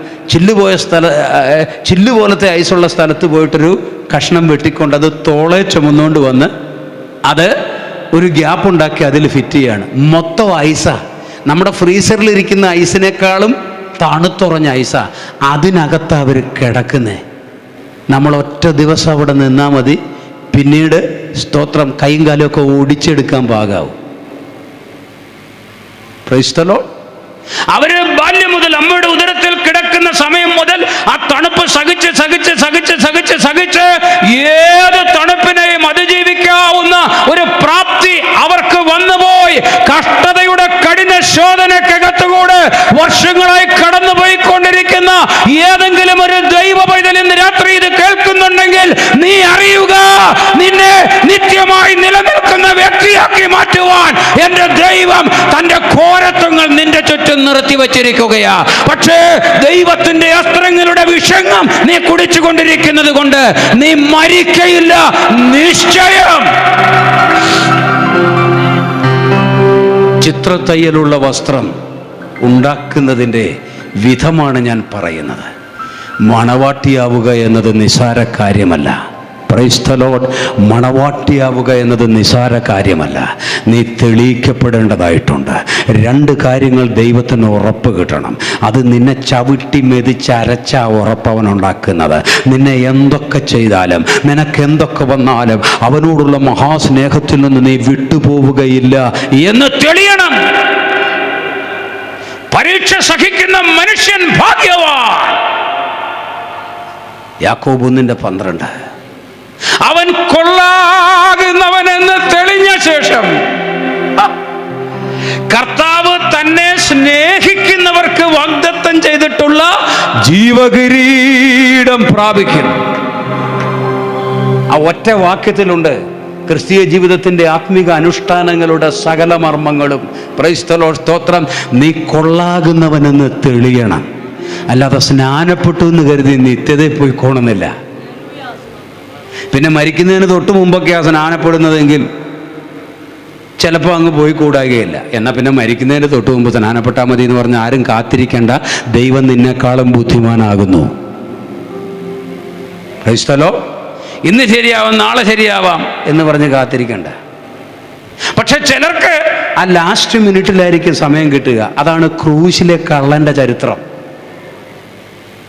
അവനോട് കർത്താവ് പറഞ്ഞു, ഇന്ന് നീ എന്നോടുകൂടെ പറുദീസയിലിരിക്കും. ആ പറുദീസ ഏതാണെന്നുള്ള ഒരുപാട് പാഠങ്ങളൊക്കെ ഉണ്ട്. ഞാൻ അങ്ങോട്ടൊന്നും പോകുന്നില്ല. ഇത്രയും കർത്താവ് ഉദ്ദേശിച്ചതിൽ ഞാൻ ഇത്രയും മനസ്സിലാക്കുന്നുള്ളൂ. ഇന്ന് മുതൽ നീ എന്നോടുകൂടെ ഇരിക്കും. അത് പറുദീസയാണോ? പറുദീസ 7 എന്നൊക്കെയാണ് പുസ്തകങ്ങൾ പഠിപ്പിക്കുന്നത്. അതിനെക്കുറിച്ചൊക്കെ വിശദമായിട്ട് എനിക്ക് ശരിക്കും അറിയത്തില്ല. Price the lord. സ്തോത്രം. കർത്താവിനോട് കൂടെ ഇരിക്കും. അവൻ എന്നാ പറഞ്ഞ്? അവൻ സ്നാനപ്പെട്ടില്ല. അവൻ എന്താ പറഞ്ഞത്? യേശുവേ, നീ രാജത്വം പ്രാപിച്ചു വരുമ്പോൾ എന്നെയും 5 അപ്പം കൊണ്ട് അവൻ 5000 പേരെ പോഷിപ്പിച്ചത് അത് വാങ്ങിക്കഴിച്ച് വെള്ളം കുടിച്ചു പോയ പലർക്കും അറിയില്ല ഇവൻ രാജത്വം പ്രാപിച്ചു വരുന്നൊരു ദിവസമുണ്ടെന്ന്. ഈ കിടക്കുന്നവൻ രാജാവാണ്.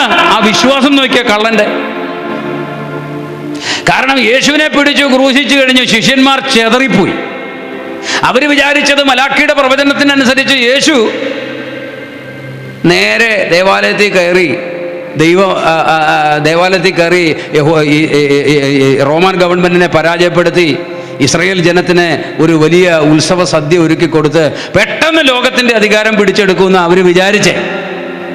റോമ ഗവൺമെൻറ് എന്ന് പറയുന്ന ബിംബത്തെ അടിച്ചു തകർത്ത് കല്ലായിട്ട് അവൻ അങ്ങോട്ട് നിറയും. ദാനിയേലിൻ്റെ പ്രവചനത്തിൽ പറയുന്ന പോലെ ഒരു പർവ്വതമായി നിറയും. ഇതൊക്കെ പ്രതീക്ഷിച്ച് അവർ നിന്നത് ആര്? ശിഷ്യന്മാര്. എന്നാൽ യേശു പിടിക്കപ്പെട്ട രാത്രിയിൽ, അവൻ ക്രൂശിക്കപ്പെട്ട മണിക്കൂറുകളിൽ അവർക്ക് സങ്കടമുണ്ടെങ്കിലും അവരെന്ത് ചെയ്തു? ആ പ്രതീക്ഷ ഉപേക്ഷിച്ചു. എന്ന് പറഞ്ഞാൽ അവരുടെ ഉള്ളിൽ ശരിക്കും വിശ്വാസം വന്നില്ല. അതുകൊണ്ട് ടീമിന്റെ പ്രവർത്തനങ്ങളൊക്കെ മതിയാക്കി രണ്ടുപേരെ എമ്മൗസിലേക്ക് പോകുമായിരുന്നു. ആ ചരിത്രം നിങ്ങൾക്കറിയാം. ഹല്ലേലൂയ. അവൻ മരിച്ചതോടുകൂടെ വിശ്വാസം ശിഷ്യന്മാർക്ക് പോയി. എന്നാൽ അവൻ ക്രൂശിൽ ഇഞ്ചിഞ്ചായി മരിച്ചുകൊണ്ടിരിക്കുമ്പോൾ തൊട്ടടുത്ത് മരിച്ചുകൊണ്ടിരിക്കുന്ന കള്ളൻ പറയുകയാണ്, നീ ഇങ്ങനെ മരിച്ചൊടുങ്ങാനുള്ളവരല്ല, നിനക്കൊരു ഉയർപ്പുണ്ട്, നീ നിത്യജീവനുള്ളവനാണ്, നീ രാജാവായി വരാൻ പോവുകയാണ്. ശിഷ്യന്മാർക്കുണ്ടായിരുന്നതിനേക്കാളും വലിയ വിശ്വാസമായി അവന്റെ വിശ്വാസം.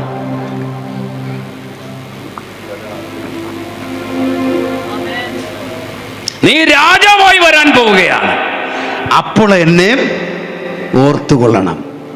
ഒരു വിശ്വാസി 50 വർഷം ക്രിസ്തീയ ജീവിതം ചെയ്ത് 50 വർഷം തുടർമാനമായി ദൈവവചനം പഠിച്ചാലും കിട്ടാത്ത ആ വലിയ മർമ്മം മരണത്തിന് തൊട്ടു മുൻപ് ആ ചാകാൻ കടന്ന കുറ്റവാളിയുടെ അകത്ത് വെളിപ്പെടുത്തിയ തിരഞ്ഞെടുപ്പിന്റെ ഉടമസ്ഥനായ പിതാവ്, സ്തോത്രം, അവിടെ വെച്ചവന് ബോധം കൊടുത്തത് കൊണ്ട് ഈ ബോധം എത്ര വർഷം പഴക്കമുള്ളവരും പ്രാപിക്കാത്തത് എന്താണ്? Price the Lord. അപ്പോൾ ഞാൻ പറഞ്ഞു വരുന്നത്, ചിലര് മരണക്കിടക്കയിൽ കിടന്നുകൊണ്ട് കർത്താവിനെ സ്വീകരിക്കാം. അവനോടുകൂടെ മരണത്തിലേക്ക് പോവുകയാണ്. അവരുടെ സ്നാനം ഏറ്റവും കറക്റ്റ് സ്നാനം. കർത്താവിനെ സ്വീകരിച്ചു, ജഡം കുഴിച്ചിട്ടു, ഇനി ഉയർക്കും. നമുക്കൊക്കെ പറ്റിയ അബദ്ധം എന്താണെന്ന് ചോദിച്ചാൽ, നമ്മൾ സ്നാനപ്പെട്ട് കഴിഞ്ഞ് ഈ ഭൂമിയിലൊരു ജീവിതം നമുക്ക് കിട്ടി. ഈ ജീവിതത്തിൽ തിരഞ്ഞെടുക്കപ്പെട്ടവരുടെ ചുറ്റും ദൈവത്തിൻ്റെ ഘോരത്വങ്ങൾ നിറഞ്ഞു നിൽക്കും. ഹല്ലേലൂയ. ഈ ഭാഗത്തു നിന്നൊരു സ്തോത്രം പറഞ്ഞാൽ, കർത്താവേ ഒന്നും വേണ്ട കർത്താവേ, കട്ടപ്പെടുത്താതെ വിഷമിപ്പിക്കാതെ ബുദ്ധിമുട്ടിക്കാതെ എങ്ങനെയും ദിവസം തോറും എന്നെ കൊണ്ടുപോകണേ കർത്താവേ എന്ന് പ്രാർത്ഥിക്കരുതെന്നാണ് ഞാൻ പറയുന്നത്. എൻ്റെ പിതാവ് ഞാനൊക്കെ ജനിക്കുന്നതിന് മുൻപുള്ളൊരു കാലഘട്ടത്തിൽ അദ്ദേഹം ജോലി ചെയ്തിരുന്ന സ്ഥലത്ത് നിന്ന് രാത്രി മണിക്കൂറുകളോളം നടക്കാനുള്ള ദൂരമുള്ള ഒരു സ്ഥലത്ത് സെക്കൻഡ് ഷോ കാണാൻ പോകുമായിരുന്നു, ഒരു സിനിമാ കൊട്ടകയിൽ. അങ്ങനെ സെക്കൻഡ് ഷോ കാണാൻ പോയിട്ട് തിരിച്ചു വരുമ്പം ഒരു കുടിലുണ്ട് ആ വരുന്ന വഴിയിൽ, ഓലമേഞ്ഞൊരു കുടിൽ. ആ ഓലമേഞ്ഞ കുടിലിൻ്റെ അകത്തു നിന്നുള്ള മണ്ണെണ്ണ വിളക്കിൻ്റെ വെളിച്ചം പുറത്തേക്ക് കാണാം. 12 മണി 1 മണി സമയത്ത് എൻ്റെ പിതാവ് ആ മടങ്ങി വരുന്ന വഴിയിൽ ഈ വീട്ടിനകത്തു നിന്ന് ഒരു ഞരക്കം കേൾക്കാം. പതുക്കെ ഉള്ള ഒരു കരച്ചിൽ, നിലവിളി. ആ ഗൃഹനാഥൻ പ്രാർത്ഥിക്കുകയാണ്. എന്താ പ്രാർത്ഥിക്കുന്നതെന്നറിയോ? പപ്പ അത് ശ്രദ്ധിച്ച് എന്ന് കേട്ടു. അയാൾ പ്രാർത്ഥിക്കുന്ന ഇതാണ്, എൻ്റെ കർത്താവേ, എനിക്കിപ്പോഴുള്ള കഷ്ടങ്ങൾ പോരാ, എനിക്ക് കൂടുതൽ കൂടുതൽ കഷ്ടം തരണമേ. എനിക്ക് വേണ്ടി മരിച്ച നിന്നോടുള്ള സ്നേഹം എനിക്ക് തെളിയിക്കാൻ എനിക്ക് കൂടുതൽ കൂടുതൽ കഷ്ടം തരണമേ. രാവിലെ മുതൽ സന്ധ്യ വരെ കഠിനാധ്വാനം ചെയ്ത് കൂലിപ്പണി ചെയ്ത് കിട്ടുന്ന കാശ് കൊണ്ട് വാങ്ങിയ അരിയും പല വ്യഞ്ജനങ്ങളും ഉപയോഗിച്ച് ഭക്ഷണം പാചകം ചെയ്ത് കഴിച്ച് ഭാര്യയും മക്കളും ഉറങ്ങുമ്പോൾ രാത്രിയിൽ മണ്ണെണ്ണ വിളക്ക് കത്തിച്ചു വെച്ച് വേദപുസ്തകം തുറന്ന് ധ്യാനിച്ചുകൊണ്ട് ആ മനുഷ്യൻ ധ്യാനിക്കുകയാണ്. ആ കാഴ്ചയാണ് എൻ്റെ പിതാവിനെ ദൈവത്തെങ്കിലേക്ക് അടുപ്പിച്ചത്. ഇങ്ങനൊരു ഇടപാടുണ്ടോ? അവൻ്റെ മഹത്വത്തിൻ്റെ പുകഴ്ചയാവുക എന്ന് പറഞ്ഞാൽ നാട്ടിൽ 10 നിലയുള്ളൊരു കെട്ടിടമുണ്ടാക്കി അതിൻ്റെ ഓരോ നിലയിലും ഓരോ പരിപാടി ആരംഭിക്കുക എന്നുള്ളതല്ല, ബെൻസ് കാറ് വാങ്ങി മുറ്റത്തിടുക എന്നുള്ളതല്ല. അത് ആർക്കും പറ്റുന്ന കാര്യമാണ്. സ്തോത്രം. എന്നാൽ ഏറ്റവും കഠിനമായ വേദനകൾക്കകത്തുകൂടെ കടന്നു പോകുമ്പോഴും എൻ്റെ ദൈവത്തെ ഞാൻ സ്നേഹിക്കുന്നു എന്ന് പറയുന്ന ഒരു വ്യക്തിയുടെ ജീവിതത്തിൽ നിന്ന് ലോകത്തിന് വായിച്ചെടുക്കാൻ ഒത്തിരി കാര്യങ്ങളുണ്ട്. ഒരുപാട് കാര്യങ്ങൾ പറഞ്ഞു കേൾപ്പിച്ചില്ലെങ്കിലും അവളെ ചിത്രത്തയ്യലുള്ള വസ്ത്രം ധരിപ്പിച്ച് രാജസന്നിധിയിൽ കൊണ്ടുവരും. ആ കുത്താണ് ഘോരത്വങ്ങൾ നിറഞ്ഞിരിക്കുന്നത്. ഈ പരിശീലനം ഒരിക്കലും ഇനി നിന്ന് നശിച്ചു പോകരുത്. അതിനുള്ള പരിശീലനമാണ്. ഒരിക്കലും നീ നശിക്കരുത്. ഈ മംഗോളിയൻ മാർഷ്യൽ ആർട്ടിസ്റ്റുകളെ കണ്ടിട്ടില്ലേ? അവർ നമ്മൾ വീഡിയോസെങ്കിലും കണ്ടു കാണുമല്ലോ. അവർ ചെറുപ്പം മുതലേ അവരുടെ പ്രാക്ടീസ് ഭയങ്കര. ഒരു യുവാവായ മാർഷൽ ആർട്ടിസ്റ്റ് വേണമെങ്കിൽ ഒരു വലിയ ഇരുമ്പ് കട്ട നെറ്റുകൊണ്ടിടിച്ച് പൊട്ടിക്കും. ചിലർ കൈകൊണ്ട് ഇരുമ്പ് ബാറുകൾ പൊട്ടിക്കും. ചിലർ കാലുകൊണ്ട് തൊഴിച്ച് ഇരുമ്പ് ബാറുകൾ വളയ്ക്കും. നമ്മൾ കാലും കൊണ്ടൊന്ന് തൊഴിച്ചാൽ ആ കാലൊരു കഷ്ണമായിട്ട് അപ്പുറം പോയി കിടക്കും. നമ്മൾ നെറ്റുകൊണ്ടൊന്ന് ഇടിച്ചാൽ തീർന്നു, ഇവിടെ മുഴുവനും പൊട്ടി പീസായി പോകും. പിന്നെ നമ്മൾ ഒന്നിനും കൊള്ളാതെ വരും. അവരെന്തുകൊണ്ടാണ് അങ്ങനെ ചെയ്യുന്നത്? അതികഠിനമായ പരിശീലനങ്ങളിലൂടെ ബാല്യം മുതൽ അതിവേദന സഹിച്ചാണ് അവരത് പരിശീലിച്ചെടുക്കുന്നത്.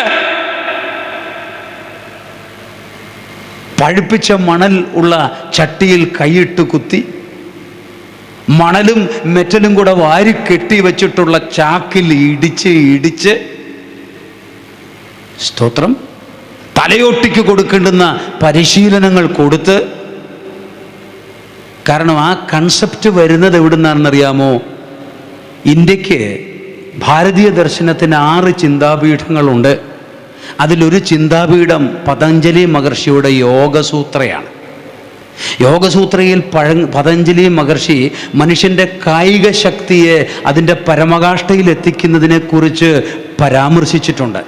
ധ്യാനങ്ങളിലൂടെ, ശാരീരിക യോഗ പ്രക്രിയകളിലൂടെ, ശാരീരിക അഭ്യാസങ്ങളിലൂടെ ശരീരത്തെ കഠിനമാക്കി വജ്രം പോലെ ശരീരത്തെ കഠിനമാക്കാൻ പറ്റുമെന്നാണ് അദ്ദേഹം പറഞ്ഞത്. അങ്ങനെ അത്രയധികം ശരീരത്തെ കഠിനമാക്കി പരിശീലിക്കുന്ന ഒരു വ്യക്തി ഒരുപാട് തീപ്പൊള്ളലിലൂടെ കടന്നു പോകണം, ഒരുപാട് മുറിവിലൂടെ കടന്നു പോകണം, ഒരുപാട് ചതവിലൂടെ കടന്നു പോകണം. രാത്രിയും പകലും തീരാത്ര വേദന അനുഭവിക്കുന്ന ബാല്യം ആ വ്യക്തിക്കുണ്ടാകും. കൗമാരവും അങ്ങനെ തന്നെ ആയിരിക്കും. അങ്ങനെ വളർന്ന് തെളിഞ്ഞു നിൽക്കുന്ന ഒരുത്തനെ പരാജയപ്പെടുത്താൻ ഒരു പോരാളിക്കും സാധ്യമല്ല. അതുകൊണ്ടാണ് സർവശക്തന്റെ ഘോരത്വം നിനക്ക് ചുറ്റും നിറഞ്ഞു നിൽക്കുന്നത്. അത് നിന്നെ നശിപ്പിച്ചു കളയാനല്ല, പാകത്തിന് വേവിച്ചെടുക്കാൻ വേണ്ടിയാ, പാകത്തിന് വേവിച്ച് തയ്യാറാക്കിയെടുക്കാൻ വേണ്ടിയാ. സ്തോത്രം. അല്ലാതെ ദൈവത്തിൻ്റെ പരിശീലന പദ്ധതിക്കകത്ത് നിന്ന് ദൈവം നിന്നെ പട്ടിണിക്കിരുത്തുമ്പോൾ പട്ടിണിക്ക് നീ ഇരിക്കാൻ തയ്യാറാവണം. അവന് മഹത്വം കൊടുത്തുകൊണ്ട് നിന്റെ ദേശം മുഴുവൻ നിന്നെ വെല്ലുവിളിച്ച് നിനക്ക് വിരോധമായി സംസാരിക്കുമ്പം, നിന്റെ സുഹൃത്തുക്കൾ മുഴുവൻ നിന്നോടകന്ന് നിന്നെക്കുറിച്ച് അപവാദങ്ങൾ പറഞ്ഞു സംസാരിക്കുമ്പോൾ, ഏറ്റവും വില കുറഞ്ഞവനും അവഗണിക്കപ്പെട്ടവനുമായി ദേശത്തിൻ്റെ നടുവിൽ നിൽക്കുമ്പോൾ നീ നിരാശപ്പെട്ട് തകർക്കപ്പെട്ട് കിടക്കയിൽ അഭയം പ്രാപിക്കരുത്. നീ ഇരുന്ന് ദൈവത്തെ മഹത്വപ്പെടുത്തണം. കാരണം നിന്നെ അവനൊരു പോരാളിയാക്കി മാറ്റുകയാണ്. ഒരു ശക്തിക്കും തകർക്കാൻ കഴിയാത്ത വിധത്തിൽ നിത്യത മുഴുവൻ നിലനിൽക്കുന്ന ഒരു വ്യക്തിത്വമാക്കി നിന്നെ അവൻ പണിയുന്നതിന് വേണ്ടി ശ്രമിക്കുകയാണ്. ആരാണ് ഈ പരിശോധന കടന്നുപോയിക്കൊണ്ടിരിക്കുന്നത്? ദശവർഷങ്ങൾക്ക് മുൻപ് അത്തരം പരീക്ഷണങ്ങളുടെ, പരിശോധനകളുടെ അഗ്നിച്ചൂളകൾക്കകത്തുകൂടെ കടന്നുപോയി അക്കരയെത്തിയ ഒരു തലമുറ നമുക്ക് മുമ്പിൽ സാക്ഷികളുടെ സമൂഹത്തിൽ നിൽക്കുന്നുണ്ട്. Price the lord. സ്തോത്രം. ആ തലമുറയുടെ പിന്നാലെ പുറപ്പെടുന്ന യാഥാർത്ഥ്യബോധമുള്ള, ഉത്തരവാദിത്വ ബോധമുള്ള ഒരാത്മീക ജീവിതം നയിച്ച് ദൈവം തരുന്ന കഷ്ടങ്ങളെ ഏറ്റെടുക്കുവാൻ, ദൈവം തരുന്ന പരിശോധനകളെ ഏറ്റെടുക്കുവാൻ, ദൈവത്തിനായി ഏൽപ്പിച്ചു കൊടുത്ത് നിലനിൽക്കുവാൻ എത്ര പേർക്കും മനസ്സുണ്ട്? ആ വ്യക്തി നിത്യജീവൻ കാണും. തെളിയിക്കപ്പെടണം. പരീക്ഷ സഹിക്കുന്നവൻ ഭാഗ്യവാൻ, അവൻ കൊള്ളാകുന്നവൻ എന്ന് തെളിഞ്ഞ ശേഷം കർത്താവ് തന്നെ സ്നേഹിക്കുന്നവർക്ക് അവനെ സ്നേഹിച്ച് തെളിയിക്കണം. നിങ്ങൾ എത്ര പേരത് ചെയ്തിട്ടുണ്ട്? സ്നേഹിച്ച് തെളിയിക്കണം. എനിക്ക് നീയാണ് കർത്താവേ സകലതും, നിന്റെ മഹത്വമാണ് എൻ്റെ ജീവിതത്തിൻ്റെ പ്രധാന ലക്ഷ്യമെന്ന് പറയുന്നത്. നിന്റെ അടുക്കലെത്തുക എന്നുള്ളതാണ് എൻ്റെ ജീവിതത്തിൻ്റെ ഏറ്റവും വലിയ സ്വപ്നം. നീ എന്ന മഹാരാജാവിന് കീഴ്പ്പെട്ടിരിക്കുക, നിന്നെ കണ്ടുകൊണ്ടിരിക്കുക എന്നതാണ് എൻ്റെ ലക്ഷ്യമെന്നത് പ്രവൃത്തിയിൽ തെളിയിക്കണം. വാക്കിൽ തെളിഞ്ഞാൽ പോരാ. വാക്കിൽ ഇപ്പം സ്റ്റേജിലൊക്കെ നിന്ന് ആളുകൾ പാടുമ്പം വലിയ വലിയ ടീമുകളൊക്കെ നിന്ന് പാടുന്ന സ്റ്റേജുകളൊക്കെ ഉണ്ടല്ലോ. ഈ പാടുന്ന ആളുകൾ എന്താ പാടുന്നത്? നീ മാത്രം മതി, നീ മാത്രം മതി. അതങ്ങോട്ട് കേൾക്കുമ്പം നല്ല ഈണം, നല്ല ട്യൂണ്, നല്ല ലയം, കേൾക്കാനും നല്ല സുഖം. പക്ഷെ ഈ പാടുന്ന വ്യക്തിയുടെ മനസ്സെങ്ങനെ ഇരിക്കുന്നത്? പാട്ട് മനോഹരമാകുന്നത് എപ്പോഴാണെന്നറിയാമോ? ആ പാട്ടിനകത്തെ സാഹിത്യത്തിൽ കിടക്കുന്ന ആ വികാരം പാടുന്ന വ്യക്തിയുടെ മനസ്സിനോട് താതാമ്യപ്പെട്ട് അത് പുറത്തു വരുമ്പോഴാണ് പാട്ട് പാട്ടാകുന്നത്. നമുക്കുള്ള ഗായകർ അങ്ങനെ അത് ചെയ്യുന്നതായിട്ടാണ് ഞാൻ മനസ്സിലാക്കുന്നത്. അതുകൊണ്ടാണ് നമുക്കത് ആസ്വദിക്കാൻ കഴിയുന്നത്. Price the Lord. ആത്മീക ഗാനങ്ങൾ അങ്ങനെ വെളിപ്പെട്ട് വരണം. അല്ല പിള്ളേർക്ക് തമാശ കളിച്ച് പാടാനുള്ളതല്ല. ഞാനെപ്പോഴും ഒരു പാട്ട്, എൻ്റെ ഒരു ക്ലിപ്പ് കണ്ടു. അതിൽ ഒരു ചെറുപ്പക്കാരനും ചെറുപ്പക്കാരെയും സ്റ്റേജിൽ നിന്ന് പാടുമ്പം ഇദ്ദേഹം എൻ്റെ നിക്ഷേപം നീ തന്നെയാ, എൻ്റെ ഉപനിധി നീ തന്നെയാ എന്ന് അങ്ങനെയാണെന്ന് തോന്നുന്നു ആ പാട്ട്. അപ്പോൾ പാട്ട് ഡീസൻ്റായിട്ട് പാടിക്കൊണ്ടിരിക്കുന്ന ഇദ്ദേഹം എൻ്റെ നിക്ഷേപം നീ തന്നെയാ, എൻ്റെ ഉപനിധി നീ തന്നെയാന്ന് പറയുന്ന ആ സമയം വരുമ്പോൾ ഈ പാടുന്ന സഹോദരി എങ്ങനെ നോക്കിക്കൊണ്ടാണ് പാടുന്നത്? ഒരു നോട്ടത്തിൽ എന്തിരിക്കുന്നു. അപ്പം സഹോദരി ആ മൈക്ക് പിടിച്ചു, അതിൽ ലയിച്ചു. ഞാൻ ആവർത്തിച്ച് ആ പീസ് കണ്ടു. അപ്പം ഞാൻ വിചാരിച്ചു പുള്ളിയുടെ ഭാര്യയായിരിക്കും. അങ്ങനെയാണെങ്കിൽ കുഴപ്പമില്ലല്ലോ. ഭാര്യയാണെങ്കിലും ഇവിടെ വെച്ച് അതത്ര നല്ലതല്ല. വീട്ടിൽ ചെന്ന് ഉറങ്ങാൻ നേരത്ത് ഭാര്യയുടെ ചെവിയിൽ എൻ്റെ നിക്ഷേപം നീ തന്നെ, എൻ്റെ ഉപനിധി നീ തന്നെ എന്നങ്ങ് പറഞ്ഞാൽ മതി. നിങ്ങൾക്ക് കാര്യം മനസ്സിലായി കാണുമല്ലോ. അതിനകത്തെ വ്യാപാരം എന്താണ്? കപ്പയും ചോറൊക്കെ നമുക്ക് മനസ്സിലാക്കാനുള്ള കഴിവ് ഭയങ്കരമാണ്. അതുകൊണ്ടാണ് ചില തീവെട്ടിക്കൊള്ളക്കാർക്ക് സ്റ്റേജിൽ കയറാൻ പറ്റാത്തത്. അതറിയാവോ? അനുസരിക്കുന്നില്ലെങ്കിലും മനസ്സിലാക്കാനുള്ള കഴിവ് ഭയങ്കര നമ്മുടെ കോട്ടയം പത്തനംതിട്ട ജില്ലക്കാർക്ക്. അതുകൊണ്ട് അതിൻ്റെ അനുസരണയും സമർപ്പണവും കൂടെ കയറി വന്നാൽ മതി. Price the Lord. അങ്ങനെ ഏൽപ്പിച്ചു കൊടുത്ത് തെളിയിക്കപ്പെട്ട് വരണം. ദൈവസന്നിധിയിൽ ദൈവം നോക്കുമ്പോൾ കറക്റ്റായിട്ട് വരണം. അങ്ങനെ നിങ്ങൾ തെളിയിക്കപ്പെട്ടിട്ടുണ്ടോ? അങ്ങനെ എന്നെ തെളിയിക്കണമേ ദൈവമേ എന്ന് പ്രാർത്ഥിച്ചു തുടങ്ങണം. നിത്യജീവനിൽ കടക്കുക എന്നത് അത്ര എളുപ്പമുള്ള കാര്യമല്ല. ജീവങ്കിലേക്കുള്ള വാതിൽ ഇടുക്കമുള്ളതും വഴി ഞെരുക്കമുള്ളതും. ഇതാരും പ്രസംഗിക്കില്ല. കാരണം അതാരും എന്താ പറയാത്ത? എല്ലാവരും അങ്ങനെയാണല്ലോ. എല്ലാവരും ഒരുപോലെ വീണുപോയിരിക്കുകയാ. നമ്മളത് സമ്മതിക്കണം. നിത്യജീവനിൽ കടക്കുന്നതുമായി ബന്ധപ്പെട്ട് കർത്താവ് പഠിപ്പിച്ചതും അപ്പോസ്തലന്മാരും പഠിപ്പിച്ചതുമായ വളരെ പ്രധാനപ്പെട്ട വളരെ നിർണായകമായ ഉപദേശങ്ങളുടെ വാക്യങ്ങൾ തൊടാതെ മുമ്പോട്ട് പോകുന്ന ഒരു ജനത്തിന്റെ കാലമാ കഴിഞ്ഞ 10-40 വർഷമായിട്ട് ക്രൈസ്തവ ഗോളം എന്ന് പറയുന്നത്. അത്തരം ജനത്തിന്റെ ഒരു ഓഹരി ഇവിടെയുമുണ്ട്. ഇത് കേൾക്കുന്നവർക്ക് മുൻപിലുണ്ട്, ദേശത്തുണ്ട്. ഇന്ന് രാത്രി ദൈവാത്മാവിൽ ഞാൻ വിളിച്ചു പറയട്ടെ, യഥാർത്ഥ പ്രമാണത്തിൽ, യഥാർത്ഥ പെന്തക്കോസ്തിലേക്ക്, ആദിമ പെന്തക്കോസ്തിലേക്ക്, അപ്പോസ്തോലിക പെന്തക്കോസ്തിലേക്ക് മടങ്ങി വന്ന് അവരവരുടെ ഇടം ഉറപ്പിക്കാനുള്ള അവസരമായത്. അപ്പോൾ കഠിനമായ ചര്യകളിലൂടെ, കഠിനമായ പരിശീലനങ്ങളിലൂടെ ദൈവത്തിൻ്റെ വിഷം കുടിപ്പിച്ച് നമ്മളെ പരിശീലിപ്പിച്ച് ജീവിപ്പിച്ചെടുക്കുമ്പം പിന്നെ ഒരു വിഷത്തിനും നിന്നെ തൊടാൻ സാധ്യമല്ല. പിന്നെ യാതൊരു മരണകരമായ വിഷമുള്ളനും നിന്നെ നശിപ്പിക്കാൻ സാധ്യമല്ല. നിത്യജീവനിൽ എന്നേക്കുമുള്ള ജീവിതത്തിൻ്റെ ഉടയക്കാരനായി നീ ഉണ്ടായിരിക്കും. അപ്പോൾ മണവാട്ടി അങ്ങനെയാ. സ്തോത്രം. മണവാട്ടി അങ്ങനെയാ. അങ്ങനെ ചിത്രത്തയ്യലുള്ള വസ്ത്രം ധരിപ്പിച്ച് രാജസന്നിധിയിൽ കൊണ്ടുവരുന്ന മണവാട്ടിയെ പിതാവിൻ്റെ കാർമ്മികത്വത്തിൽ പുത്രൻ വിവാഹം ചെയ്യുന്ന ദിവസം വരികയാ. Price the Lord. അതിനു മുമ്പേ സഭ എടുക്കപ്പെട്ടു പോകും. Price the lord. സ്തോത്രം, സ്തോത്രം. പാട്ടുകാർ പണ്ടേ ഒരുപാട് ആനന്ദിച്ച് അർമാദിച്ച് പാടിയതാ ഈ വിഷയങ്ങളൊക്കെ സ്വപ്നത്തിൽ കണ്ട്.